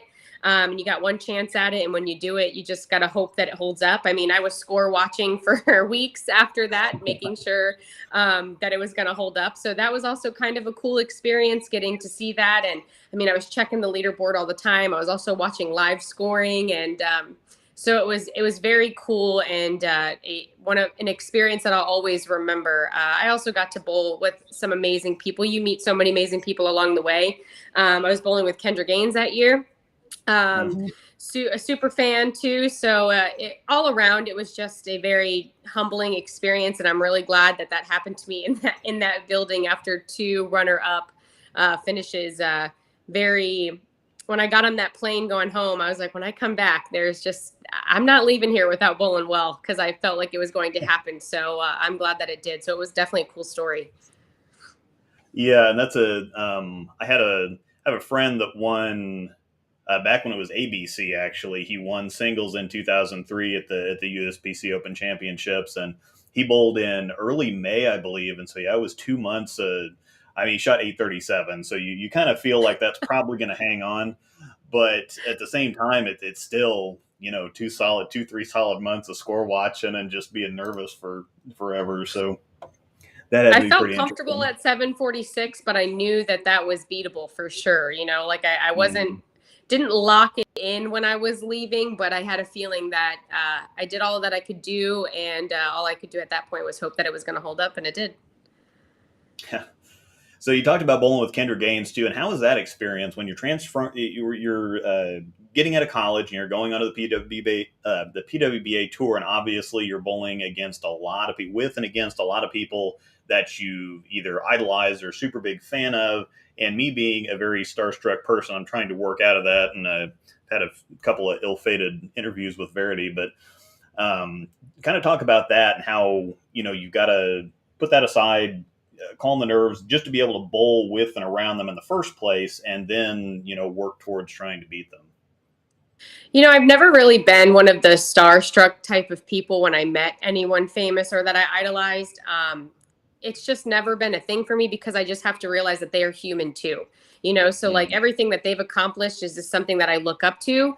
And I just take that as an experience that I get to bowl with some of the best, and I just need to learn from them. So, it's kind of hard to take like the nerves out of that for sure. Kind of feeling like I needed it so much because I wanted to impress them or wanted to stay, up to them because I know that they were going to bowl well. I definitely had to put that aside and just take it as a learning experience. I asked all the questions that I possibly could, communicated the best I could, just to get all the information and soak that up. I bowled with Parker Bowen's wife also and Christie Kent. So I had a great surrounding of women at that time, very uplifting, supportive, and with the communication that we had, I've known Kendra for a while, so that one wasn't as, extraordinary in my mind it was extraordinary to bowl with her, but I wasn't nervous, it's just because I knew her, we had history. So I was more relaxed, more calm. I felt more comfortable communicating with her and speaking with her. So that went as smoothly as it could go. If I was bowling with somebody bigger, like, the first time I ever bowled with Kelly, I was super nervous, just because she was somebody that I idolized as a kid growing up. And then when I finally got to meet her, I was like, don't mess this up, but I just had to keep reminding myself that they're human too. And everything that they did that I want to do. So I felt like it could have been a different experience if I was bowling with somebody that I idolized that I didn't get to work with much. Since Kendra lived in Florida, we just had, that history. So it was much easier. But I couldn't imagine if it was the other way around, and it might have been a little bit more nerve-wracking, and I might have had to pull myself back a little bit from being a fangirl. But I've never really over-exaggerated my fangirlness. I've kind of been able to keep it in decently when I'm, around people that I've idolized, just because I know that I want to take as much as I can from them when I can. And it's the same thing on tour, like now that I've been out with the ladies for a while, obviously it's not as crazy as my first year, just feeling all the nerves and everything. I definitely feel like I belong there. And many conversations with Kelly, like when my college career ended and I literally posted on Facebook that it's the end, she, commented that it's not the end. Here comes the PWBA, Bowling Team USA trials with her also, and her letting me know that, like I belong out here. Getting to hear that from her and like Deandra is just something as a young woman who've looked up to them. Just was an amazing thing to hear from someone. And that is what lit the fire in me. I was like, yeah, I belong out here. They wouldn't say that if I didn't. They wouldn't take the time to do that. So that's when I knew that I was going to keep bowling the tour, because I felt like I belonged. I knew I was a competitor at heart, and that it was just going to be that way. Yeah, and since you mentioned Deandra, I was going to kind of go this direction. Something I really enjoyed following you and some of your other peers, kind of at your generational level, I guess you'd say. I really like the number one, the positivity, but also putting everything out there and what you're going through, and that's what Deandra has done a lot here recently. But you're not like some of these on social media where it's all, oh, hey, this is the newest ball, and this is, I'm striking with this, and you're only posting when you have the good scores or you have the good tournament results. You and Verity too post a lot about the process, and if you have a bad tournament, you put it out there. If you have a frustrating tournament, say, you know what, I bowled like crap. This was a terrible week. I've got this going on. I've got this going on. You even post like sweaty workout pictures and whatever else, just showing, getting everybody into exactly what it takes. And I think there's a lot of people that kind of look at the people that just post success stories all the time as like, gosh, it must be nice to shoot 300 every weekend league or have this or have that. But you post a lot of the downside of it, and you really humanize the experience. Yeah, that was a big thing for me coming out of school too. There's no way people believe that only you bowl well all the time, right? So for me, it was about promoting myself and the brands that I was with. at all times. I just want to be real with everyone. It's not always going to be easy. It's not always going to be great. We're not always striking, and everyone knows that's real, right? You even if you bowl a league and shooting 300 every week, you know that it's not always, rainbows and butterflies all the time. So I definitely enjoy posting the other side of thing. Like you said, the process. It takes work to get where we are from out of college till now. Verity's one of the best at showing that too. Is to able to show that we are real. We do this behind the scenes, and this is what it looks like. This is not just, hang out every day and then go on tour and it's going to do well. We work hard behind the scenes. We want you to see that we work hard. We want to show you what's real. And that's just something that I've always believed in, especially, when I took time off before the US Open last year for my mental health, I skipped a stop. I just knew that it was something that I needed to do. And that was a story when I came back to make the cut at the US Open last year. It's the same thing with that. It's not only physical health, but it's mental too. Taking the time that you need for yourself, I will always be an advocate for. I believe that yourself is more important than everything at the time. So you got to care for yourself to make sure that you're healthy when you get out there. And that's both physically and mentally. Yeah, definitely. I think that the mental side of it sometimes is people tend to want to just keep pushing through it. And that's an easy way to get really frustrated and have extra burnout. So it's definitely a big thing to hit the reset button every once in a while. Now, going into the end of the season this year, I don't want to talk about all the drama with I've been talking way too much about durometer stuff and all this nonsense, but you are not able to use these 6 bowling balls that have been the subject of this. So what have you been, especially since you're so close to the season, I'm sure that you had to take some of those out of your bag and have to have kind of different ideas. So what have you found equipment wise, either to replace those or to kind of work around not having those all of a sudden anymore? I bowled the tour without him last year, right? So it's just kind of something that I've just kind of looked at my arsenal last year, been, talking to Matt McNeil and some of the other reps on what's comparable to them. What would they like to see if we planned on taking them? I believe all of us planned on taking the ones that were taken away from us. All of us in our, chat were like, plan on taking that, any suggestions on what we should do to replace it. So, not necessarily replacing, but I did, kind of work around it, make sure my arsenal is set up. It's actually still in the works right now. But I just kind of am right now pretending that they're not there. And if they weren't last year, they are not this year. So I just got to choose what we have to work with. We have some of the best equipment on the market, I believe. And so I know I can work with what we got, whether they're going to take them away or not. There's just something about our equipment that I could work without those for now. So until then, we're just going to do with what we have since we have before. So no worries on that. And we're going to come out fighting with what we got. All right. We're speaking with PWBA professional Taylor Bulthuis here on the Bowler Show. Taylor, are you the type that sets like specific goals for the year? Do you have any specific goals? I do. I carry a notebook with me at every tournament. So again, like my goal when I last year on tour was to cash, that's what I wanted to do. And that's what I kept focusing on every tournament. That's what you want, right? You're out there, you want to catch a check. Obviously you want to win, you want to be in the top, you want to make a show, but I had to start somewhere, so I'm kind of going the same way. I don't want to stress myself out, which I typically do put a lot of pressure on myself a lot of the time. So I want to come out more relaxed this year. Not saying relaxed, like not fiery like I am a competitor, but just mentally. I've been working on my mental game, since last year. And I cannot tell you how incredibly swaying it is when you have a really good mental game to when you're not. If you let the frustration and the bad shots keep weighing you down, the tournament is going to end that way. So I was working a lot with Jim and Matt last year on my mental game and physically not showing the frustration and trying to, think it through and talk it through.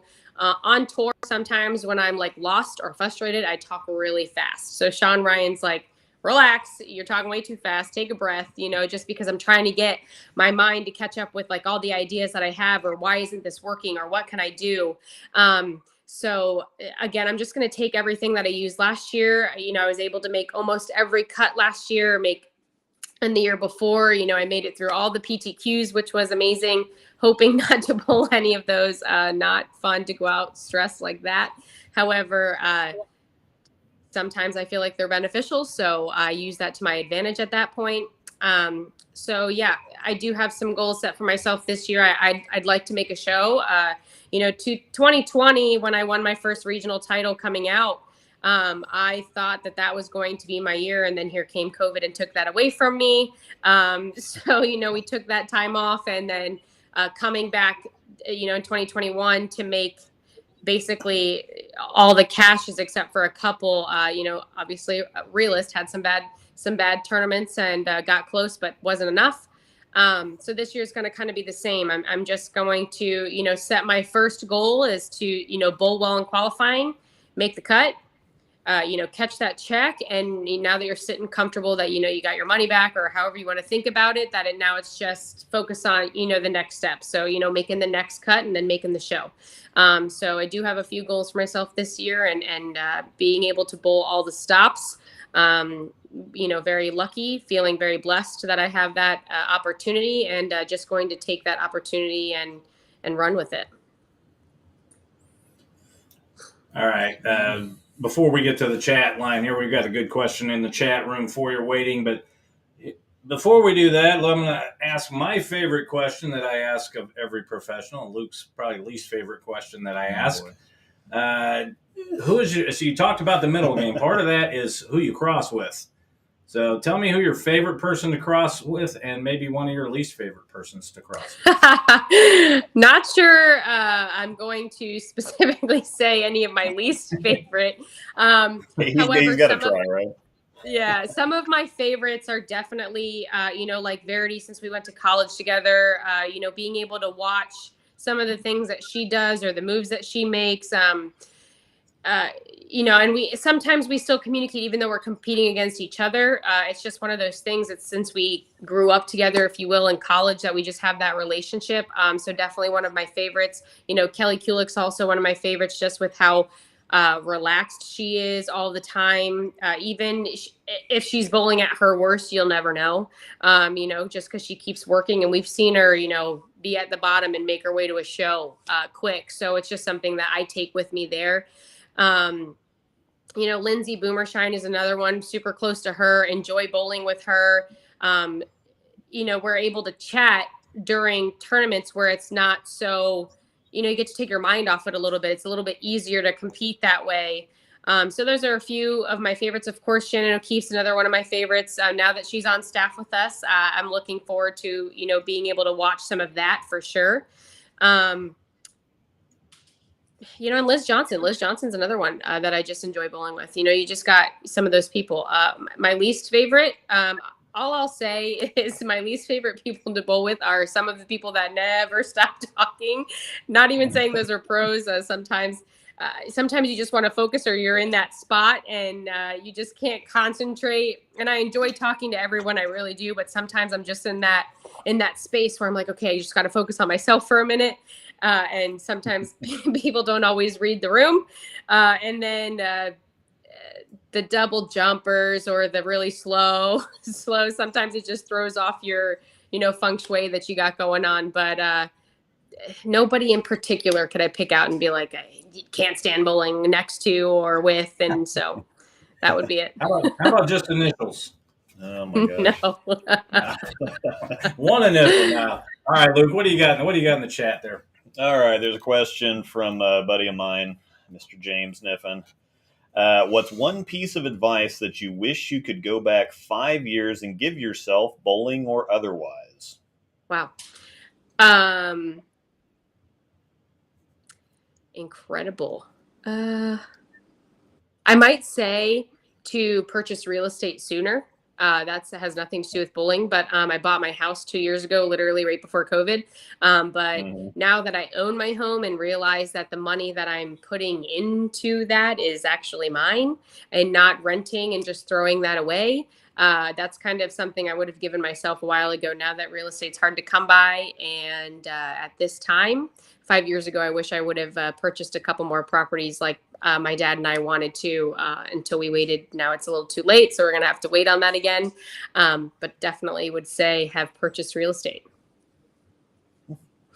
Okay, Taylor, on the way out here, take a moment and talk about the sponsors that take care of you while you're on tour.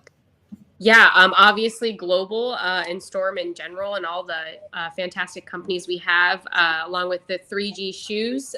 Be on the lookout. It looks like I'm going to be wearing the black and orange ones. I know people aren't like a super fan of those, but I think they really, really look cool, and I'm going to make them look cool somehow. And so we're definitely gonna be wearing those. So be on the lookout for that. Vice, obviously, I appreciate everything Vice does. Coolwick, always making me look good. And yeah, all the fantastic companies. Well, we can't do what we do without them, and you guys can't do what you do without them. So we appreciate everybody that sponsors us in our endeavors also. So Taylor, if you don't have anything else for us, we're going to go ahead and let you go. And no, I appreciate you guys spending some time here with us, and we wish you all the best of luck on tour. Thanks so much. All right, have a good night. See you guys.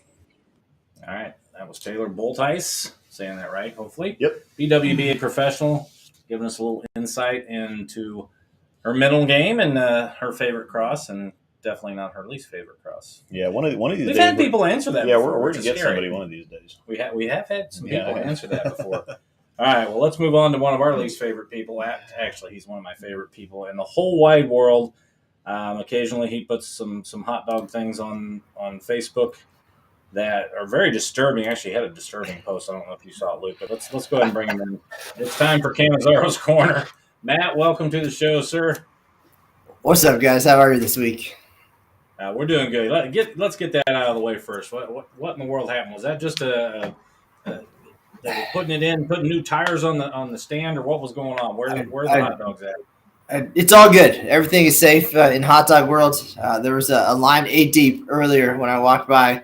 I just happened to get there at the right time today, and took the picture that broke the internet, I feel.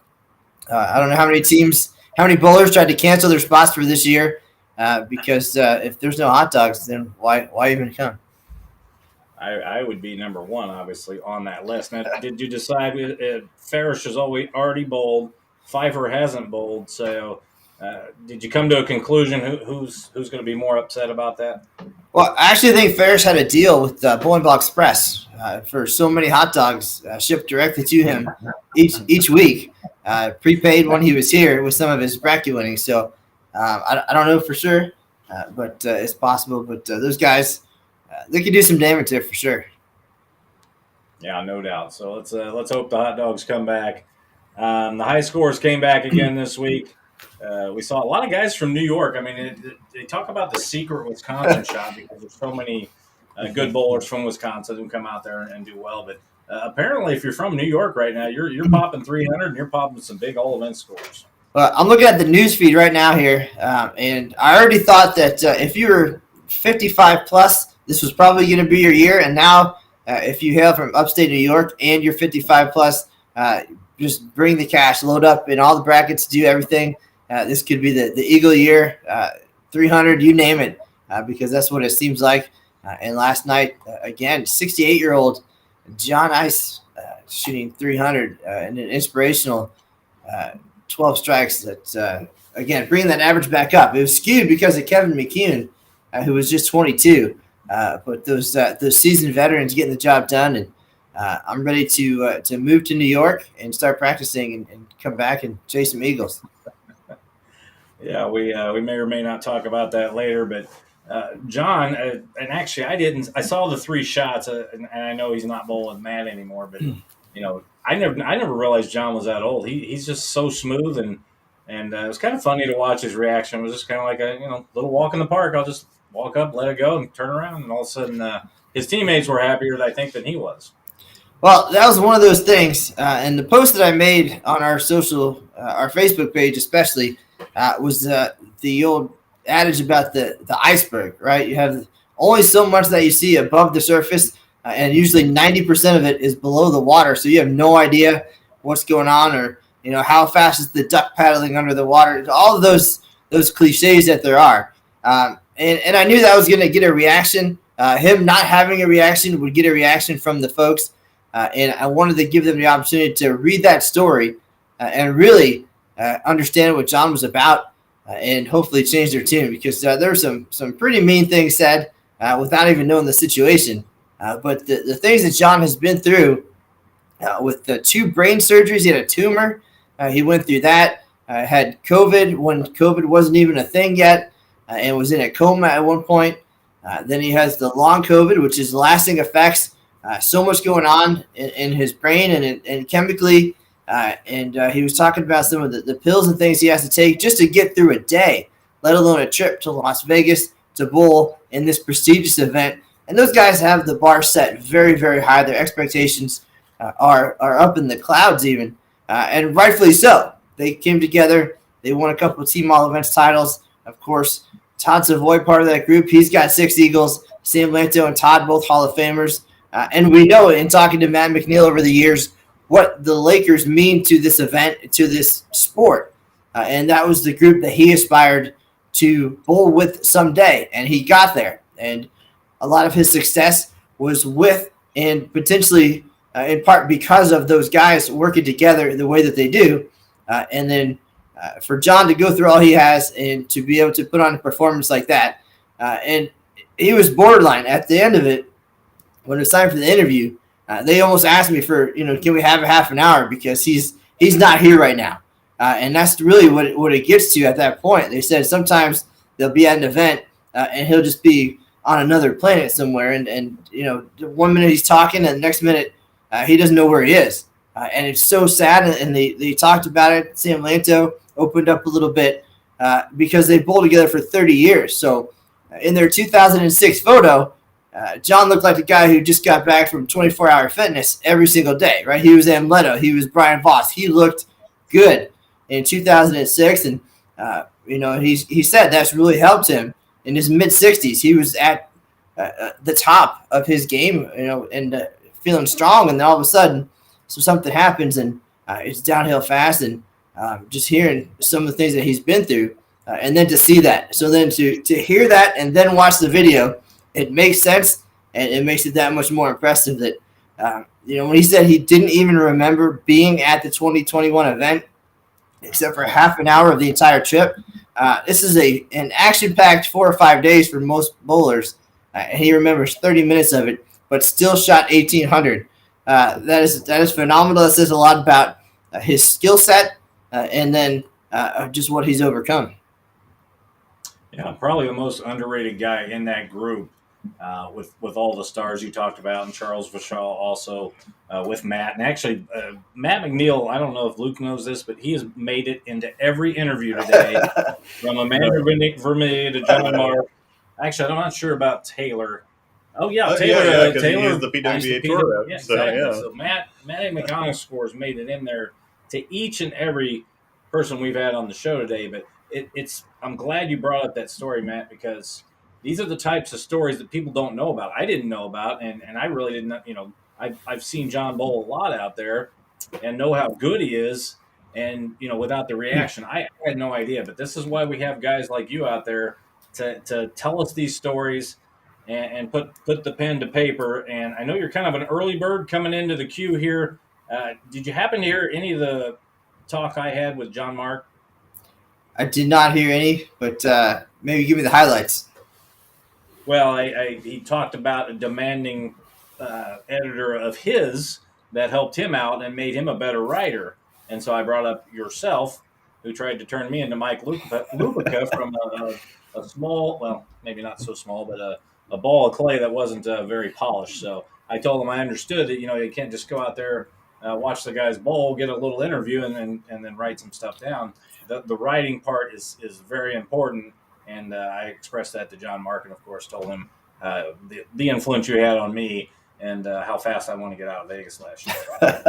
Well, I don't know if I should appreciate that or I'm not sure. But I certainly take pride in our storytelling, right? We've had 19 300 so far at this year's event. That's the same story 19 times. Multiply that by all the years. The goal is to figure out how is Johnny's different than the two gentlemen earlier in the day or the next guy who's coming up, to really dig in and find out, why is that person special? What's special about them? Or sometimes it's just a 300, right? Sometimes that's all it is, and there's not much to it. But typically, there's a whole bunch in there, and it's just a matter of getting that out. And I might not be bowling for Eagles, but if there was one for writing news releases, hopefully I'd at least be in that conversation. Yeah, there's been some, fairly known guys, and then a lot of unknowns, and a lot of guys who, when you see them throw it, you might not necessarily think that they are shooting 300, but it's been a big year out there. And as you said, sometimes there's a great backstory, and occasionally you have the one where really all I saw in the article was the guy jokingly said he was upset because his teammate spilled his beer. So you can only get so much pen to paper when certain guys are bowling a bit. Those are the fun ones for me. The guys I did last year that I got to interview, they were all genuinely excited. The ones who took the lead. For me, that made it all worthwhile.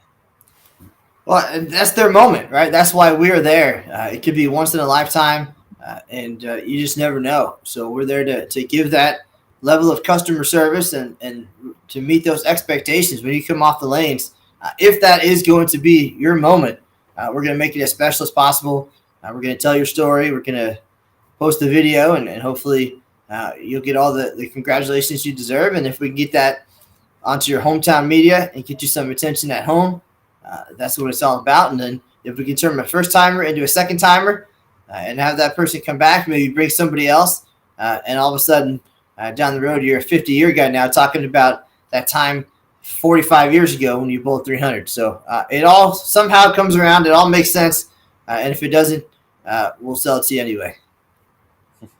Well, you're doing a great job out there. And actually, Gianmarc had some very stellar things to say about what you're doing out there and your dedication. And if you get a chance to listen to it, you'll want to, because he said some good things. But you got a little more help this year. You got Aaron Smith out there. You got Nick Bonsanto. I think I said his name right. And, of course, Ron Kirsch out there. Take a moment and talk about those three guys and what they mean to what you're doing out there. Well, just like any team, you have to build something. Everybody has their strengths and their positions that they're going to play and the things they're going to bring to the team.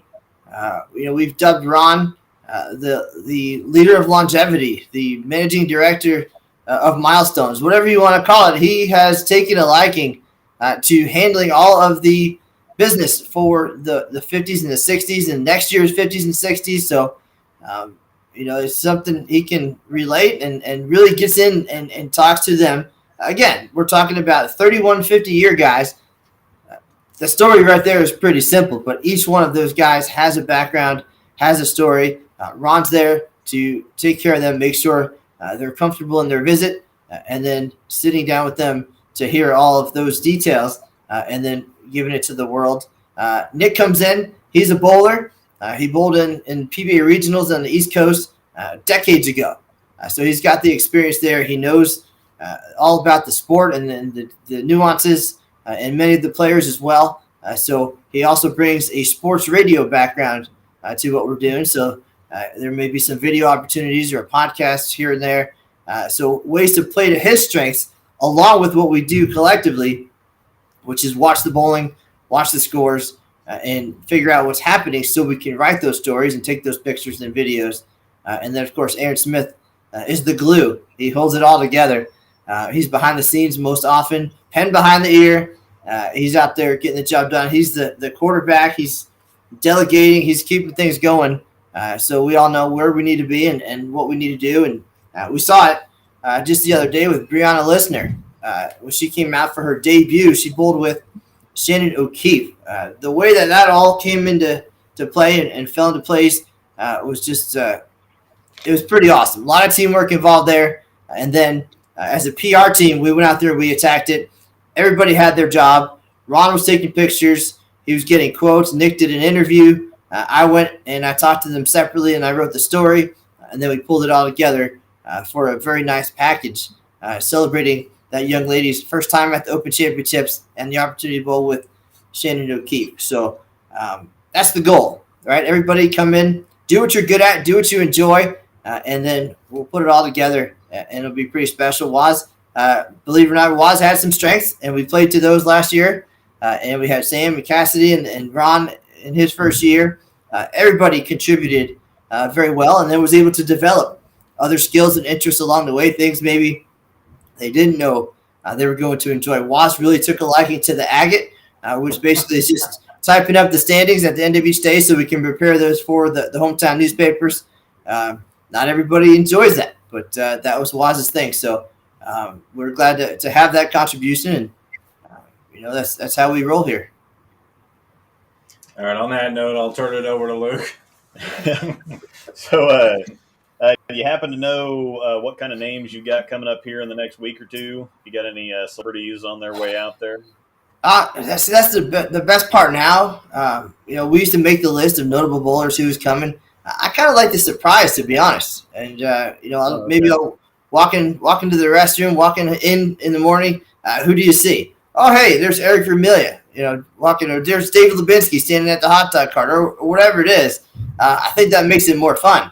Of course, we know we have the whiteboard here that has all of our milestone bowlers coming up, our 50s and 60s, and our defending champs. So those are already in the mix. But as far as when is the next Derek Magno going to show up, I tend to play by the surprise now. We do have the stars of the day posted on bowl.com, but we don't have to proofread those anymore. We don't walk past those anymore since they're online. So I kind of just like to wait and see who steps up and then go out there. And if I'm making my rounds during the squad, stop and say hello once I see the folks. Yeah, that is kind of fun whenever I'm out there and just going and watching some of the squads and seeing, we've been out there. I think the last couple of years I've been out there at the same time as the Tang brothers and Chris Vi. So that's been fun to go sit down and watch a little bit and see. Yeah. So there's always somebody lurking in the bleachers with a baseball hat or a hoodie and just trying to hang out and be incognito.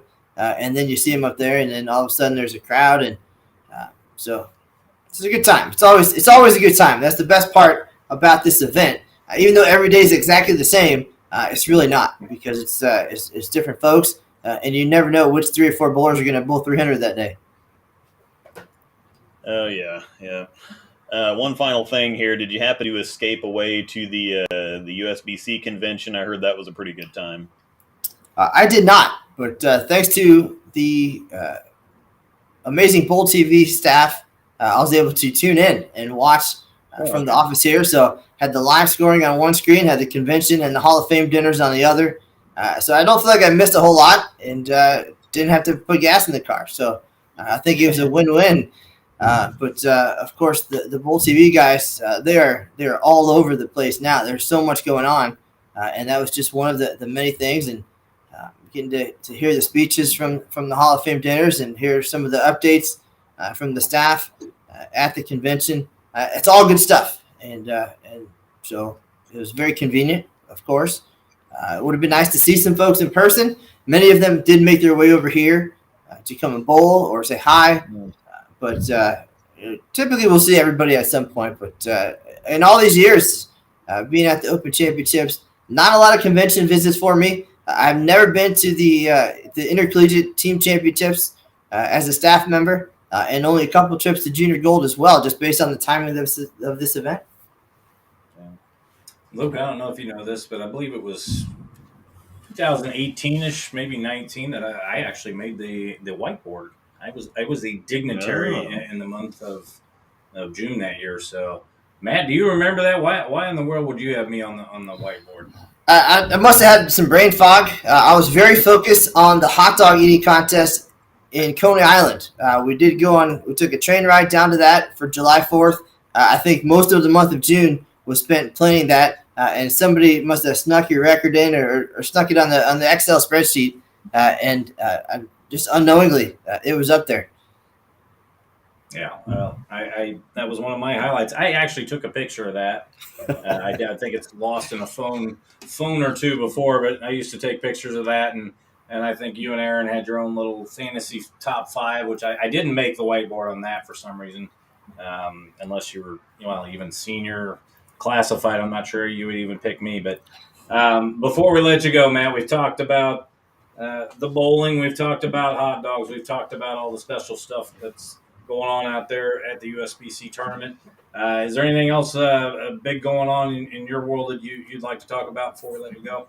Well, having Aaron Smith here is plenty big. He rolled into town yesterday, so getting to catch up with him and hear what he's been up to, and some of the things structurally happening, and some new folks getting hired, and looking forward to all that is coming up in the coming months for all of us. And of course, that means watching more The Bowler Show every Sunday, and keeping up with all the social media from the Open Championships and whatnot. All right. Well, since Aaron's there, maybe we'll put him on the job next week, and we'll have him here in your spot and give you a little time off, and you can I don't know, you can eat some more hot dogs or something. Yeah. So, Matt, we appreciate you spending some time here with us each and every week, as always. We enjoy it, and we've enjoyed everything that you've covered over the year, and we'll keep enjoying it. All right, gentlemen, I appreciate all your hard work, and until we meet again, of course. All right. Have a good night, sir. All right. That was Media Relations Manager Matt Cannizzaro live at the USBC Championships in Las Vegas, Nevada. Actually, I was going to ask him. He's probably still in the queue, hiding there.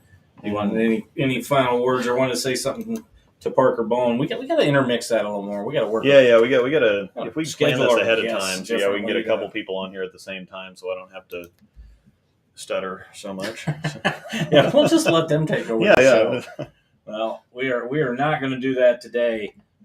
We've got a very special guest here. We're going to call him the anchorman of the show, and he's one of my good friends from when I was bowling on tour.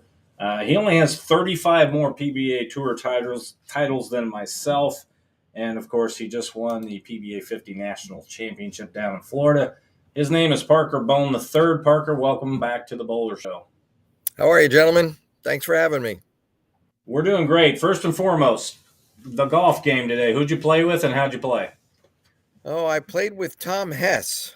It was only the two of us because we were the last group to go out. So we caught up to the group that Brad Angelo was playing in, only to have, well, unfortunately, we got rained out come about hole 11. So we got cut short, which that meant that my score was absolutely perfect today, since I was only capable of shooting somewhere around 60. Are you left-handed golfer also? If you want to call it that, I try. Well, you're kind of busy winning the PBA National Championship last week for gentlemen that are 50 and older. Take us through the week there. What an exciting time for you. Yeah, it really is. You know, whenever we take and shoe up there at the Villages, we know that it's a gigantic retirement facility. And when I say that, it's probably the largest one of its kind around the country. And when you go to that place there, the people that are retired, for the most part, are over 50 years old. And at the end of the day, they know bowling. So when you put your shoes on and you go into that place there, it's packed from wall to wall. A lot of people in the stands, a lot of people that have been watching for a number of years. And, the Ducats have hosted professional bowling probably for some 40 years, if not longer than that, because they used to host the PBA National in Toledo, Ohio. And, well, here we are down at their facility there, the Suns facilities that they have right there at the Villages. It's really awesome. Yeah, we've heard nothing but good things about what goes on down there. Let's start. Let's move back to the Wayback Machine, way back into the 1980s, and talk a little bit about your early time on tour. A lot of people, just tell us what you can remember. What was the early part of your career like? We talked with Norm Duke, and obviously he won at 18 and then didn't win for quite a few more years. How did the start of your career go, and how long did it take you to become a consistent winner on tour? Well, my first tour stop would have been Peoria, Illinois. I drove out with Sam Macaron, of all people, believe it or not. I was 21 years old in 1985, February of 85. My first telecast, fortunately, or if you want to say stars lined up, came in February of 1987 at that very same venue 2 years later. So, lo and behold, no, I did not win that event, but I told a reporter, because he asked me, he goes, "Are you upset?" I said, "No, maybe hurt a little bit, but not upset. I'm a firm believer. If I get there once, I'll get there again." Fortunately, 3 months later, in June of 87, I led the PBA Tour stop in Seattle, Washington, and captured my first title right then and there. All right. And talk about some of your favorite moments. Obviously, people remember you shooting 300 on TV, obviously on the gold pins. That's obviously one of your favorite moments, but tell us another favorite moment on tour that we might not know about. Well, I think having the fortunate pleasure of having my name on an event in Albany, New York. It was the Parker Bohn III Empire State Open. It was quite an honor. Not knowing how everything would unfold and the time that it takes to put behind the scenes to go through with the event between press obligations and everything else, then I find myself actually bowling good and leading the event, going into the TV show. No, I had nothing to do with the center, nothing to do with doing the lanes, but it was just really an over-the-top kind of week. And that was my biggest memory for a while. But then this little thing came on board called the 2012 World Championship that was held out in Las Vegas. A lot of people, the viewers, you're not going to know much about the East Coast, but we had this little thing called Superstorm Sandy that came up the East Coast and really devastated our area back at home. We lost power for 3 days, not the end of the world there, because some people lost their homes, unfortunately, that lived as little as 20 minutes from me, just because of the way that the storm hit the seashore and really devastated everything. I did not know if I would go to the PBA World Championship then. Power did come on, fortunately, the day before practice session and everything would start up. So I was able to change my flight and fly out, missed half a practice session and showed up for the event. Didn't bowl great, but bowled consistent in the event to qualify 24th for the big tournament.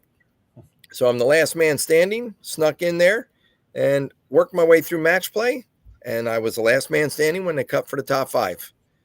Now, our storm back east had blown past, and, well, needless to say, now we've got a foot of snow that was back at home that really, the people that, they didn't need that on top of what the devastation that happened earlier. So my wife and kids, we had a 24-hour period there that they could fly out.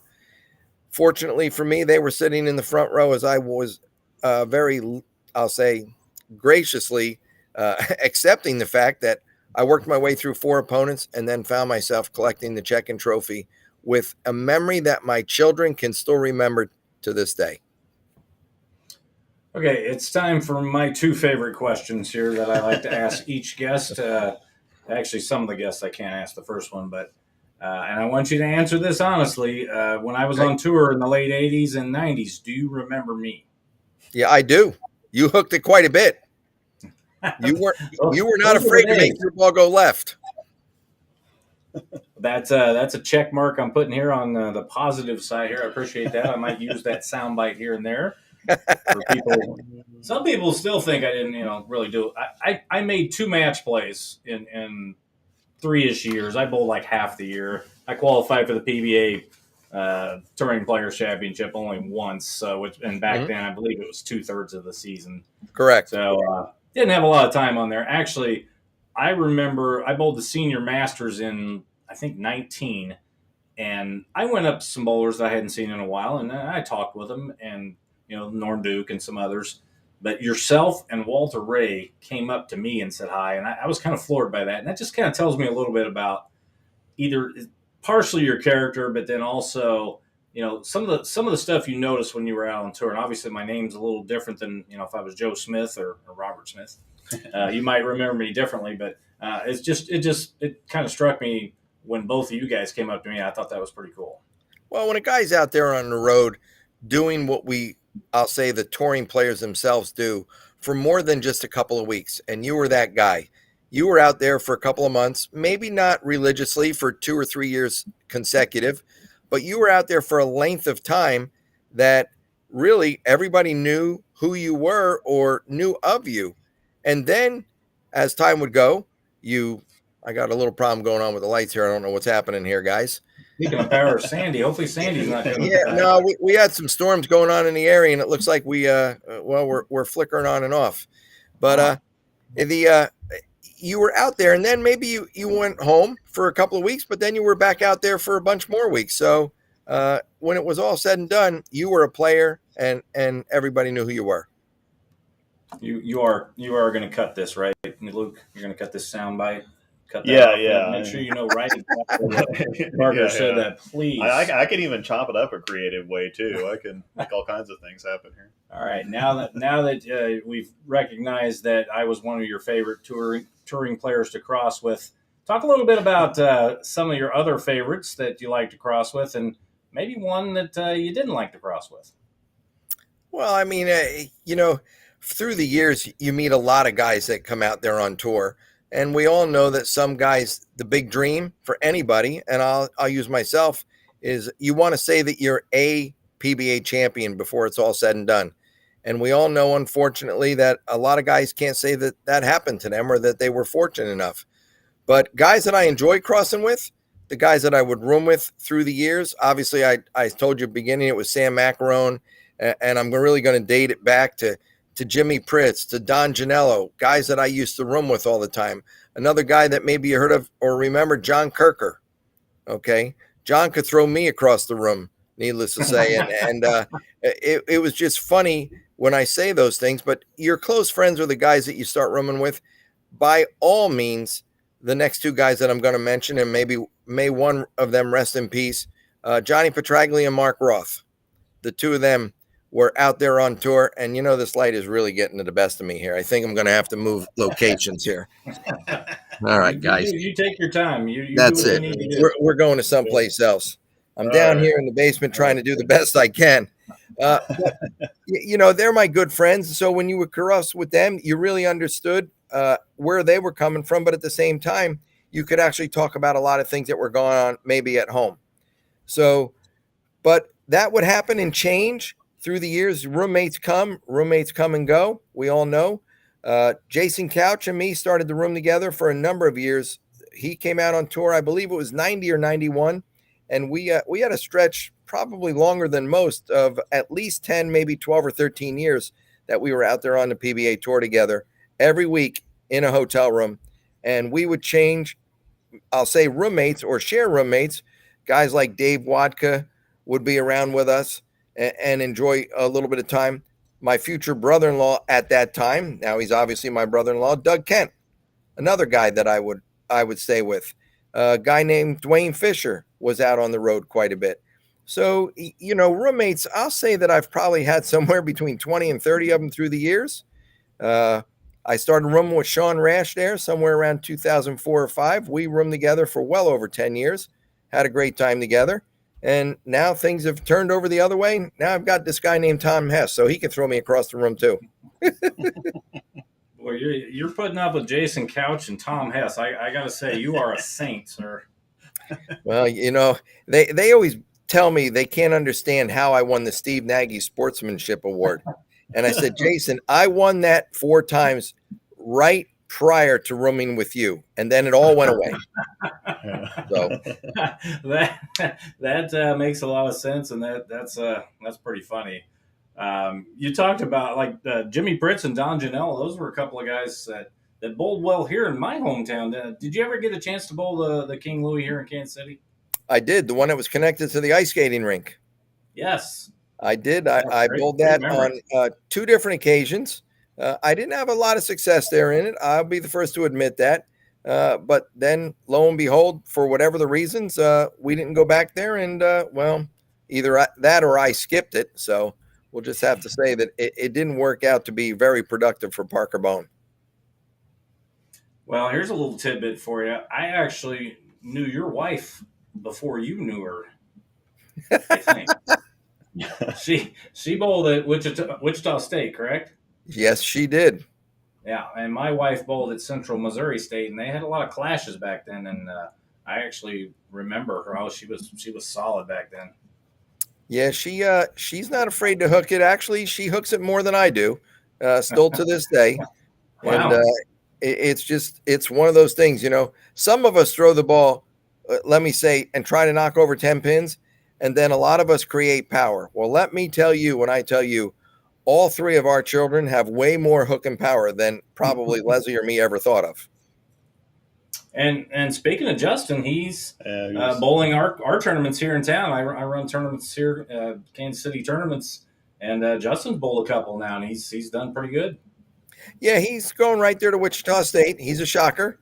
And, their season and actually their school year is winding down here within the next couple of weeks. But I know that when the time permits, he certainly enjoys traveling around to go bowl a local event somewhere in that surrounding area. Let me say from Dallas all the way up to Kansas City, probably into the St. Louis area.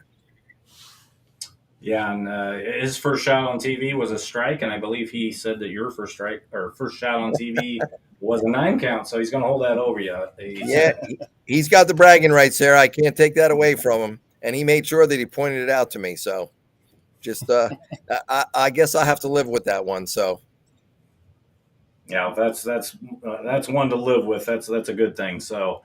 I guess my other claim to fame on tour, sometimes people thought I was David Ozio because my name was close. So that was there was that too. And man, David threw it so good until they watched you, right? Until they saw me throw it, because I hooked it a lot more than David Ozio. He threw it good, but you certainly hooked it a lot more than David Ozio. Mark, there's no doubt. Again. Yeah. There's that again. Yeah, I'm gonna be busy here. All right, Parker, take a moment. We talked a little bit offline about a new project you're involved with. Let's hear all about it. Yeah, fortunately, it's at the bowling center that I grew up in. Keep in mind, I don't own any portion of that center, but I'm very, very close to the remaining proprietor that's there. Is actually like a second dad to me for all the obvious reasons. I was going to that place since I was 8 years old. And currently, well, I'm going to say it the way it is. I'm 58, so I've been there for 50 years. I think that I'm a staple there. But the biggest thing that we formed is our junior program at Howell Lanes is probably as good as any junior program in not just our state, but around the country. We have a handful of people that walk around trying to help not just the kids, but the adults in the back to make them understand what their son or daughter is doing. And one of the best names you can have in your court, because the league that we have, it's named the Parker Bohn III and Johnny Petraglia Junior Bowling League.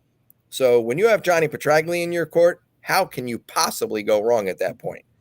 So with everything that they want to learn, we decided that we wanted to try to help these kids even more. So we've put a wall down lane 6. It's a full-fledged 32 bowling center, 32 lanes.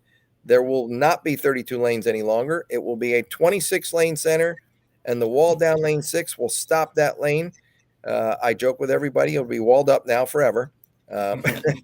But 5 lanes down at the low end of the facility, we are going to have a personal training camp.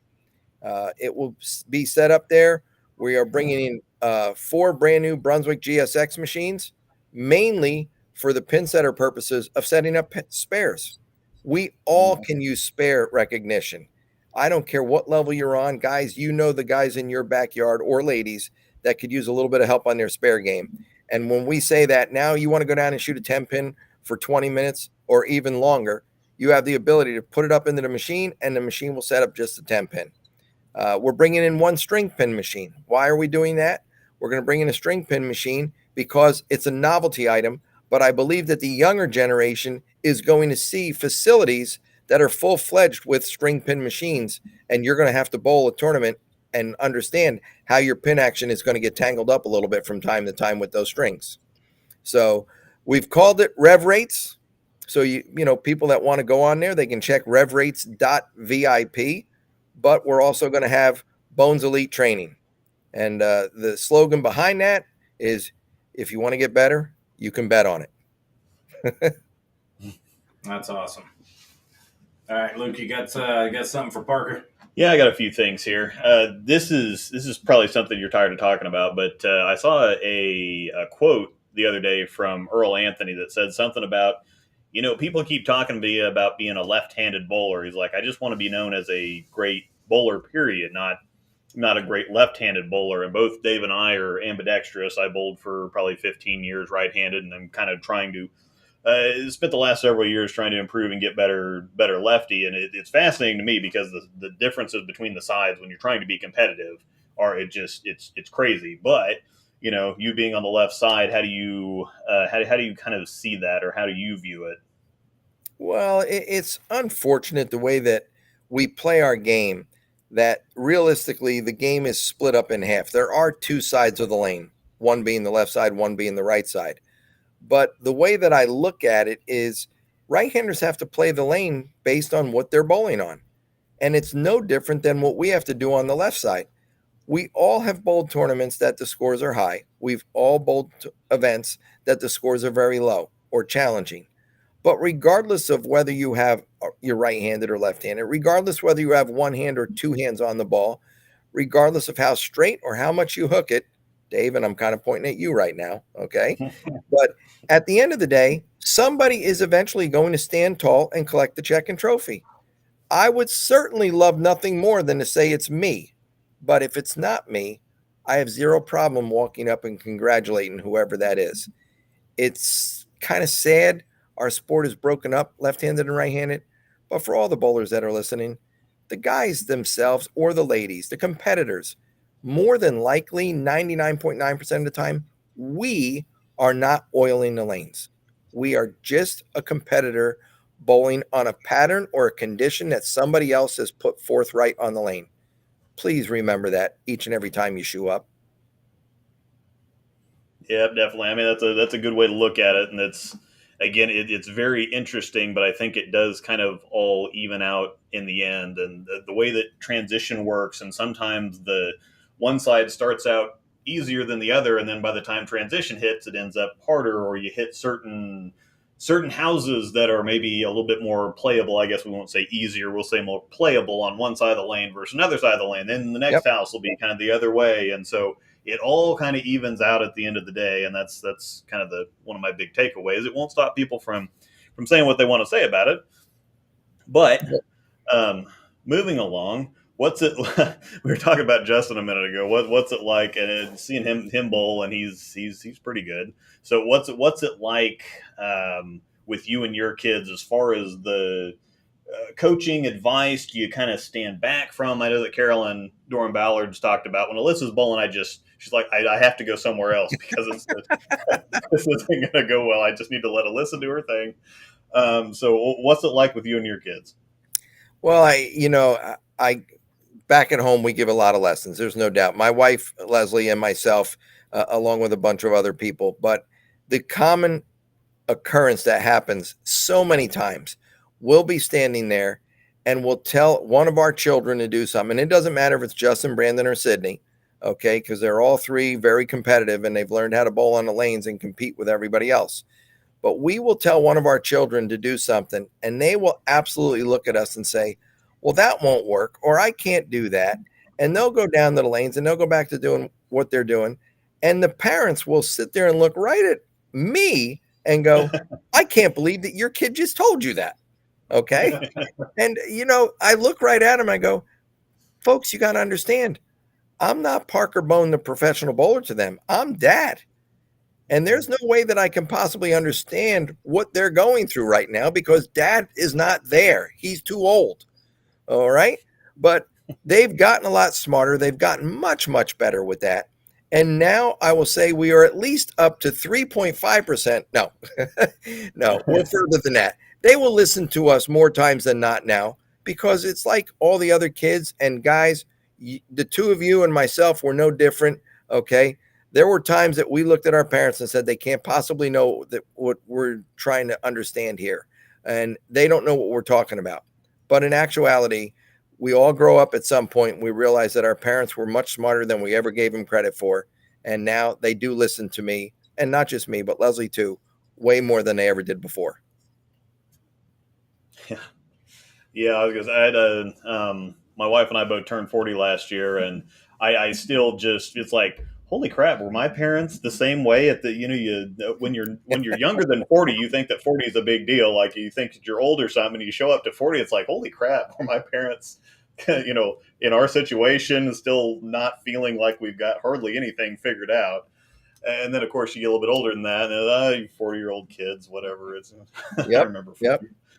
But all right, Parker. Before we let you go, we saw you bowling in the USBC Masters a month or so ago.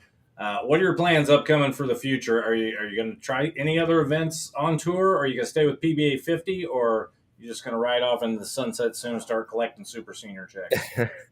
I said that things would start winding down here for me this year when I got done.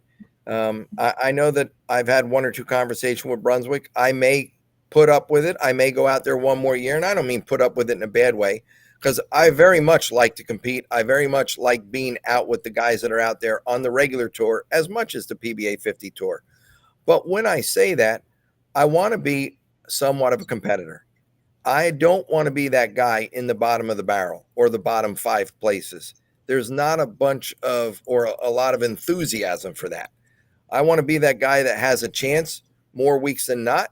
And, I understand and totally respect the rev rate and the power that the young guns can really put together out on tour. But I still believe in myself. And the good thing, the Masters kind of showed that a little bit, that if it comes down to it, I can repeat shots as good as I ever did. And I can fill frames and do what I need to do. I'm not going to send the head pin back over into the left wall at warp 6 like Jesper or Jacob Buttriff do. But if I can figure out how to get to the 1-2 pocket, Parker Bohn can learn how to repeat that. So I still think I'm going to go out there and compete a little bit more next year. And, we'll just see where next year brings itself. But I'm not going to commit to every event, but I will be out there to some extent. Yeah, your name comes up when people talk about iconic styles, and just, I mean, even at your age now, you still have a knee bend that I don't have anymore, and it's still fun to watch. But gotta keep reminding myself to get down on it. I mean, we talked about Norm and yourself starting back in the 80s. Could you have ever imagined that in 2022 you'd be meeting him in round 4 of the Masters with a chance to go on further on in that tournament? Would not have seen that one coming. Not for the longest point. I would have thought that one or both of us would have been kind of sailing off into the sunset, so to speak. And here we are, both competing at a high level at that moment in time. Unfortunately for me, things didn't go that good on that Saturday morning. And, 2 matches done and you're out. Well, that's the format of the Masters, but fortunately for Norm, he was able to go out there and turn it into something really big and fruitful. Ended up leading the tournament, unfortunately, to lose to the eventual winner, Anthony Simonson. But I think it was a fulfilling week for Norm Duke. Well, it's been a fulfilling career for you. I mean, you've done everything, Parker. And, besides your titles and meeting me on tour, my biggest thing for you is the Steve Nagy Award. And there was guys when I bowled, and I won't mention who they were, but there was a few guys that weren't the friendliest, and not necessarily try to get in your head too much, but just weren't that friendly and just didn't treat you as another bowler, as a peer, because you really weren't at the time. But I never felt that with guys like Walter Ray, and especially with you. And that's just stuff you always remember as you get older. Yeah, well, I try to treat everybody the same. I've got nothing but the utmost respect for guys like Walter Ray, Norm Duke, and Pete Weber. I've been with them for an endless amount of decades out on tour, and I'm hopeful that we can compete on the PBA 50 tour for another decade to go. But when I also look at that, and David, you're a prime example. You're a new guy trying to come out there on the regular tour at that moment in time, trying to knock over 10 pins the same as I did, and doing the game, playing the game the same way. You got a ball in your hand, regardless of what you have not accomplished yet or how much you will accomplish at some given time. I'm going to give you the same respect that I would everybody else. And that's the way that we all should be. Well, that's very well put. And my career ended in 1999 when I tried to come back, actually, in your part of the country, at Carolina Lanes in, is it East Brunswick, New Jersey? Did I get that right? That's exactly it. New Brunswick. New Brunswick. Okay. And I hurt my knee, and that was the end of my career. But you know, it was a fun time back then, and I'm not gonna lie, it's kind of neat when I talk with guys like you that remember some of the little things and some of the little guys like myself. So that tells me a lot about you. But let's go ahead and let you go here. Hopefully you get the lights on there. Hopefully everything's going okay there. It's kind of funny you were talking about Sandy, and all of a sudden the lights started going on and off. But Parker, you got anything else before we let you go? No, probably the one thing I'm going to put out for you, mainly all the viewers that are out there, everybody, try to do your best when you're out on the lanes. Remember this, we are a game, but we are a sport, and you're going to have your ups and your downs. I don't care who you are. It doesn't matter, and you can ask Walter Ray and Pete Weber and Norm Duke the same thing that I'm going to spit out right now. We're going to have good times on the lanes. Yes, maybe we've been fortunate to have one or two more good times than the average bowler in your area. But at the end of the day, we've also had some sour times. You have to be the bigger person and accept the fact that things aren't going to go perfect every single time you're out there.